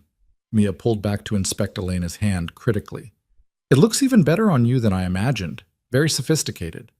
Rachel approached with tears in her eyes, pulling both Liam and Elena into a hug. "I'm so happy for all of you. You're going to be an amazing family." "We already are an amazing family," Mia corrected. "We're just making it official now." They spent the afternoon celebrating, Rachel staying for an impromptu lunch while Mia showed Elena the wedding binder she'd apparently been maintaining in secret. The binder included detailed plans for everything from flowers to music to a special section for animal guests because, as Mia explained, Charlie absolutely needed to be part of the ceremony. "He brought you together," she said seriously. "It would be rude not to include him." Elena agreed immediately, already imagining how to make it work logistically. As the afternoon shifted toward evening, Rachel departed and Mia eventually wore herself out, falling asleep on the couch with her wedding binder clutched protectively. Liam and Elena retreated to the kitchen where he started preparing dinner while she sat at the counter watching him with undisguised affection. "This is nice," she said softly. "Domestic. Normal. Is it what you imagined when you said yes?" "It's better. I imagined the big moments. The proposal, the wedding, moving in together eventually. I didn't imagine the quiet ones. Watching you cook while your daughter sleeps nearby and the winter light fades outside. This feels more real than any fantasy I could have constructed." Liam set down the knife he'd been using to chop vegetables and moved around the counter to pull her into his arms. "Get used to it. This is our life now. Quiet evenings and loud mornings, animal emergencies and business calls, Mia's questions and our answers we make up as we go." "I can't wait." Elena rested her head against his chest, listening to his heartbeat. "I never thought I'd have this. A partner who sees my work as valuable instead of competition. A child who wants me around instead of tolerating my presence. A life that feels like it means something beyond just surviving day to day." "You've always had a life that meant something. You just didn't have anyone witnessing it properly." Liam kissed the top of her head. "I plan to spend the rest of my life witnessing every meaningful moment and telling you how remarkable you are until you finally believe it." "That's going to get annoying very quickly. Good thing you're stuck with me now." They cooked together in comfortable silence, moving around each other with the ease of people who'd learned each other's rhythms. When dinner was ready, Liam woke Mia gently, and they ate as a family, making plans for the weekend and discussing Mia's latest school project with the kind of casual intimacy that had developed over months of deliberate effort. After dinner, Elena received a call from the emergency clinic about a dog she'd been monitoring. Liam watched her shift seamlessly into work mode, asking targeted questions and giving clear instructions. When she hung up, she looked apologetic. "I need to go check on a patient. It shouldn't take more than an hour, but go. We'll be here when you get back."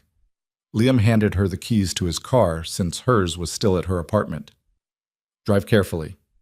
Elena kissed him goodbye and ruffled Mia's hair in passing, promising to return with updates about the patient. After she left, Mia turned to Liam with a satisfied smile. "See? She didn't even hesitate to leave and come back. That's what people do when they're actually committed instead of just pretending. When did you get so wise about relationships?" I've been paying attention. Plus, Aunt Rachel talks a lot about what healthy relationships look like versus what Mom's relationship with us looked like. Mia's expression turned more serious. Elena loves us the right way, the way that stays. Liam pulled his daughter close, marveling at her resilience and insight. She does. And we love her the right way too, the way that makes room for her work and her animals and all the parts of her life that matter. Obviously, that's how love works when you do it right. Mia yawned hugely. Can we start planning the wedding for real now? I have so many ideas. Tomorrow. Tonight you need sleep. Liam guided her through the bedtime routine, reading an extra chapter of her current book as celebration for the day's excitement. When Mia was finally asleep, Liam settled in the living room to wait for Elena's return. She arrived 90 minutes later, looking tired but satisfied. Patient stable. False alarm on the complications, but I'm glad I checked. She dropped onto the couch beside him, immediately curling into his side. How's Mia? Asleep and dreaming of wedding plans. You've created a monster. A monster who picked out the perfect ring and gave us her blessing. I'll take that trade.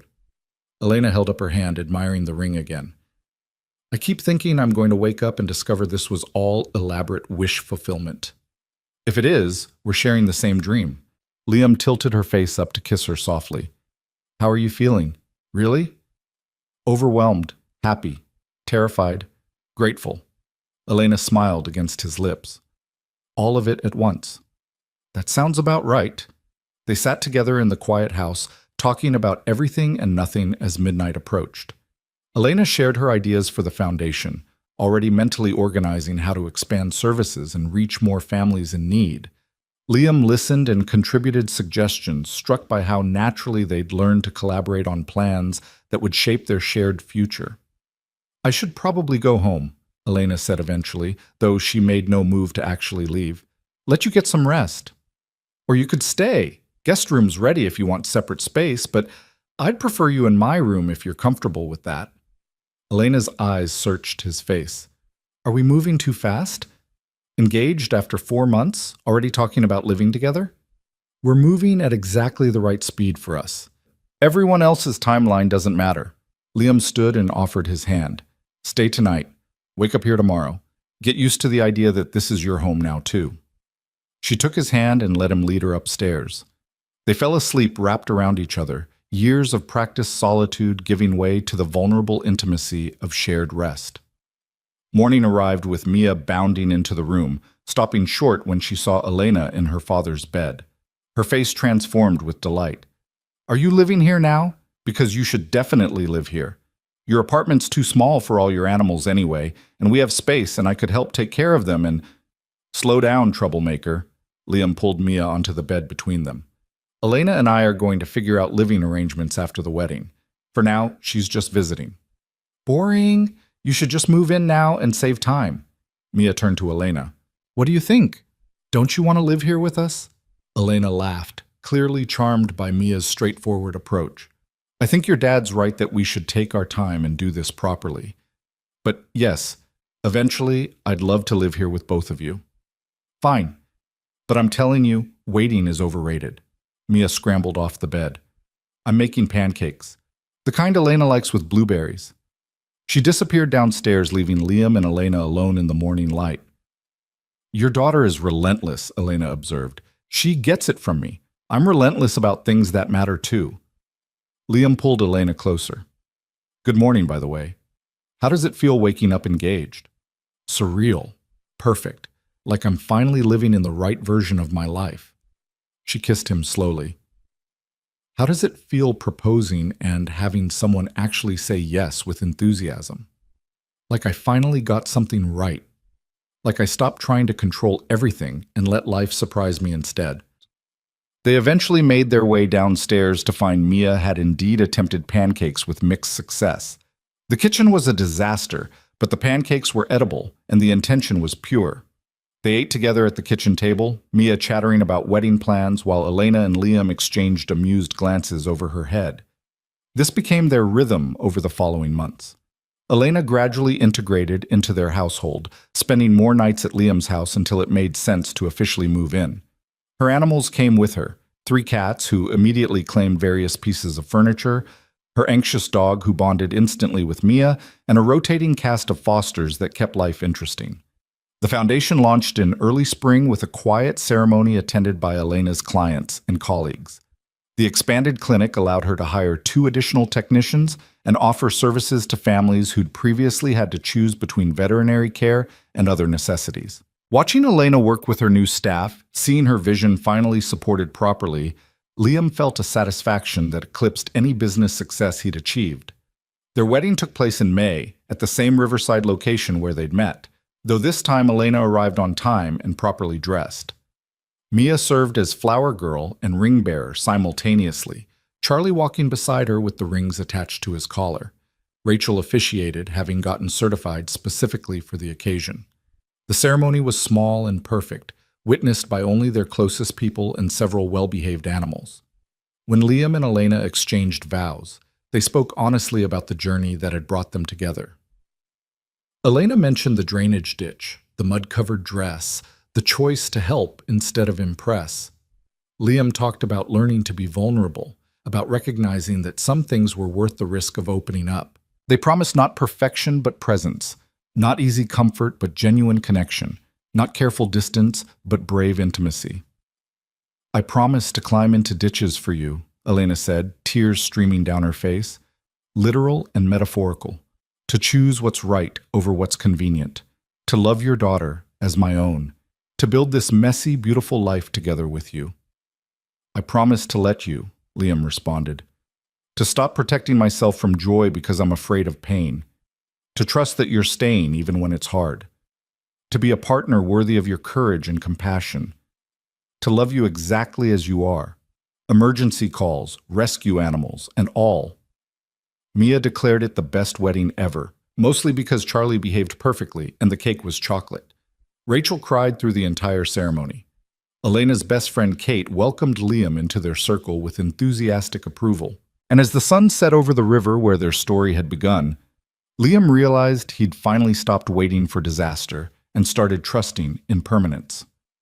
A year after the wedding, they stood in the newly expanded clinic, now bearing the name Carter Moore Foundation for Accessible Animal Care. Elena was showing a family how to care for their newly adopted dog, her patience and expertise on full display. Mia sat in the corner doing homework while simultaneously monitoring a litter of foster kittens. Charlie, fully recovered and officially adopted, supervised everything from his bed near the reception desk. Liam watched them from the doorway, his phone forgotten in his pocket and his mind free of the constant anxiety that had defined most of his adult life. This was what success looked like, he'd learned. Not portfolio performance or business expansion, but the daily choice to show up for people who mattered. Not careful control, but messy engagement. Not protection from hurt, but willingness to be hurt if it meant truly living. Elena caught his eye across the clinic and smiled. That same genuine smile she'd offered on their disastrous first date, when she'd been covered in mud and unapologetic about her choices. She was still making those same choices, helping instead of impressing, choosing substance over appearance, being exactly who she was without calculation or pretense. And Liam was still learning from her, still growing into the person she'd seen potential in when he'd only seen his own careful defenses. Together with Mia, they'd built something neither could have created alone. A family based on honesty and acceptance, a life that prioritized meaning over comfort, a love that was real precisely because it was allowed to be messy. "Dad, can I keep one of the kittens?" Mia called across the clinic. "I've been monitoring them for 3 weeks and I think the gray one really likes me." Elena looked to Liam, her expression clearly saying this was his call, even though she'd already fallen for the gray kitten too.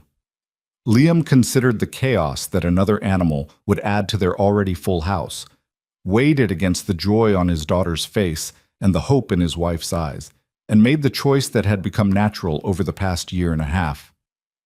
"One kitten, but you're responsible for feeding and litter duties."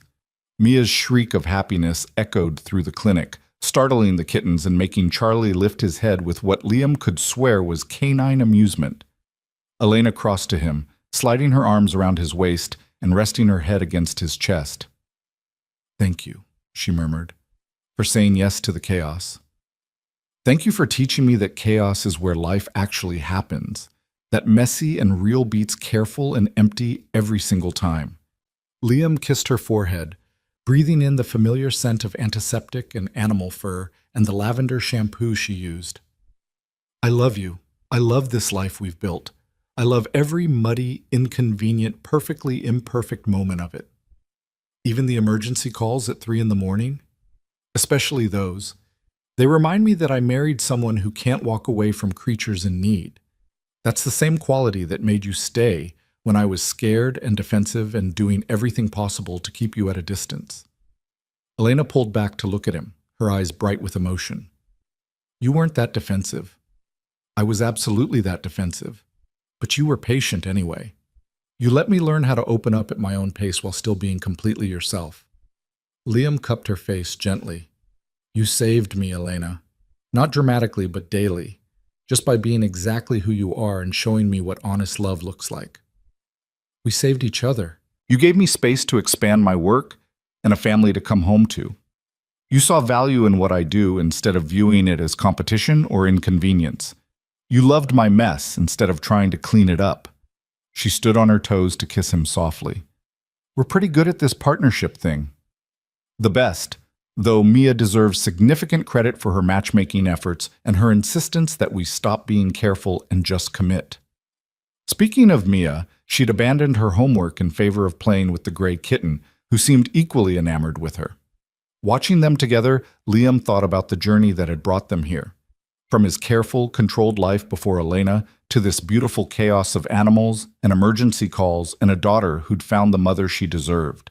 It had started with mud and a drainage ditch, with Elena choosing compassion over convenience and Liam choosing to stay instead of running from something that didn't fit his expectations. Everything that followed, the dates, the integration, the proposal, the wedding, the foundation, this moment right now, had grown from that single choice to stay open to possibility even when it arrived in unexpected packages. As evening fell and they prepared to close the clinic, Liam helped Elena with final rounds while Mia carefully packaged the gray kitten for transport home. The routine tasks felt sacred in their ordinariness, checking water bowls, administering medications, ensuring every animal was comfortable and cared for. This was their life now, shared and messy and absolutely right. Outside, the winter evening had softened into the kind of twilight that made everything seem touched with magic. They loaded into the car, Liam driving, Elena beside him, Mia in the back with the kitten and Charlie, and headed home through familiar streets to the house that now held all their combined chaos and love. What should we name her? Mia asked from the back seat. The kitten needs a proper name. What about Grace? Elena suggested. For the grace we've all shown each other while learning to be a family. Liam reached across to take Elena's hand, thinking about grace in all its forms. The grace Elena had shown when he'd almost walked out on their first date. The grace he'd learned to extend to himself when he made mistakes as a father. The grace Mia offered daily as she adjusted to having a new mother figure in her life.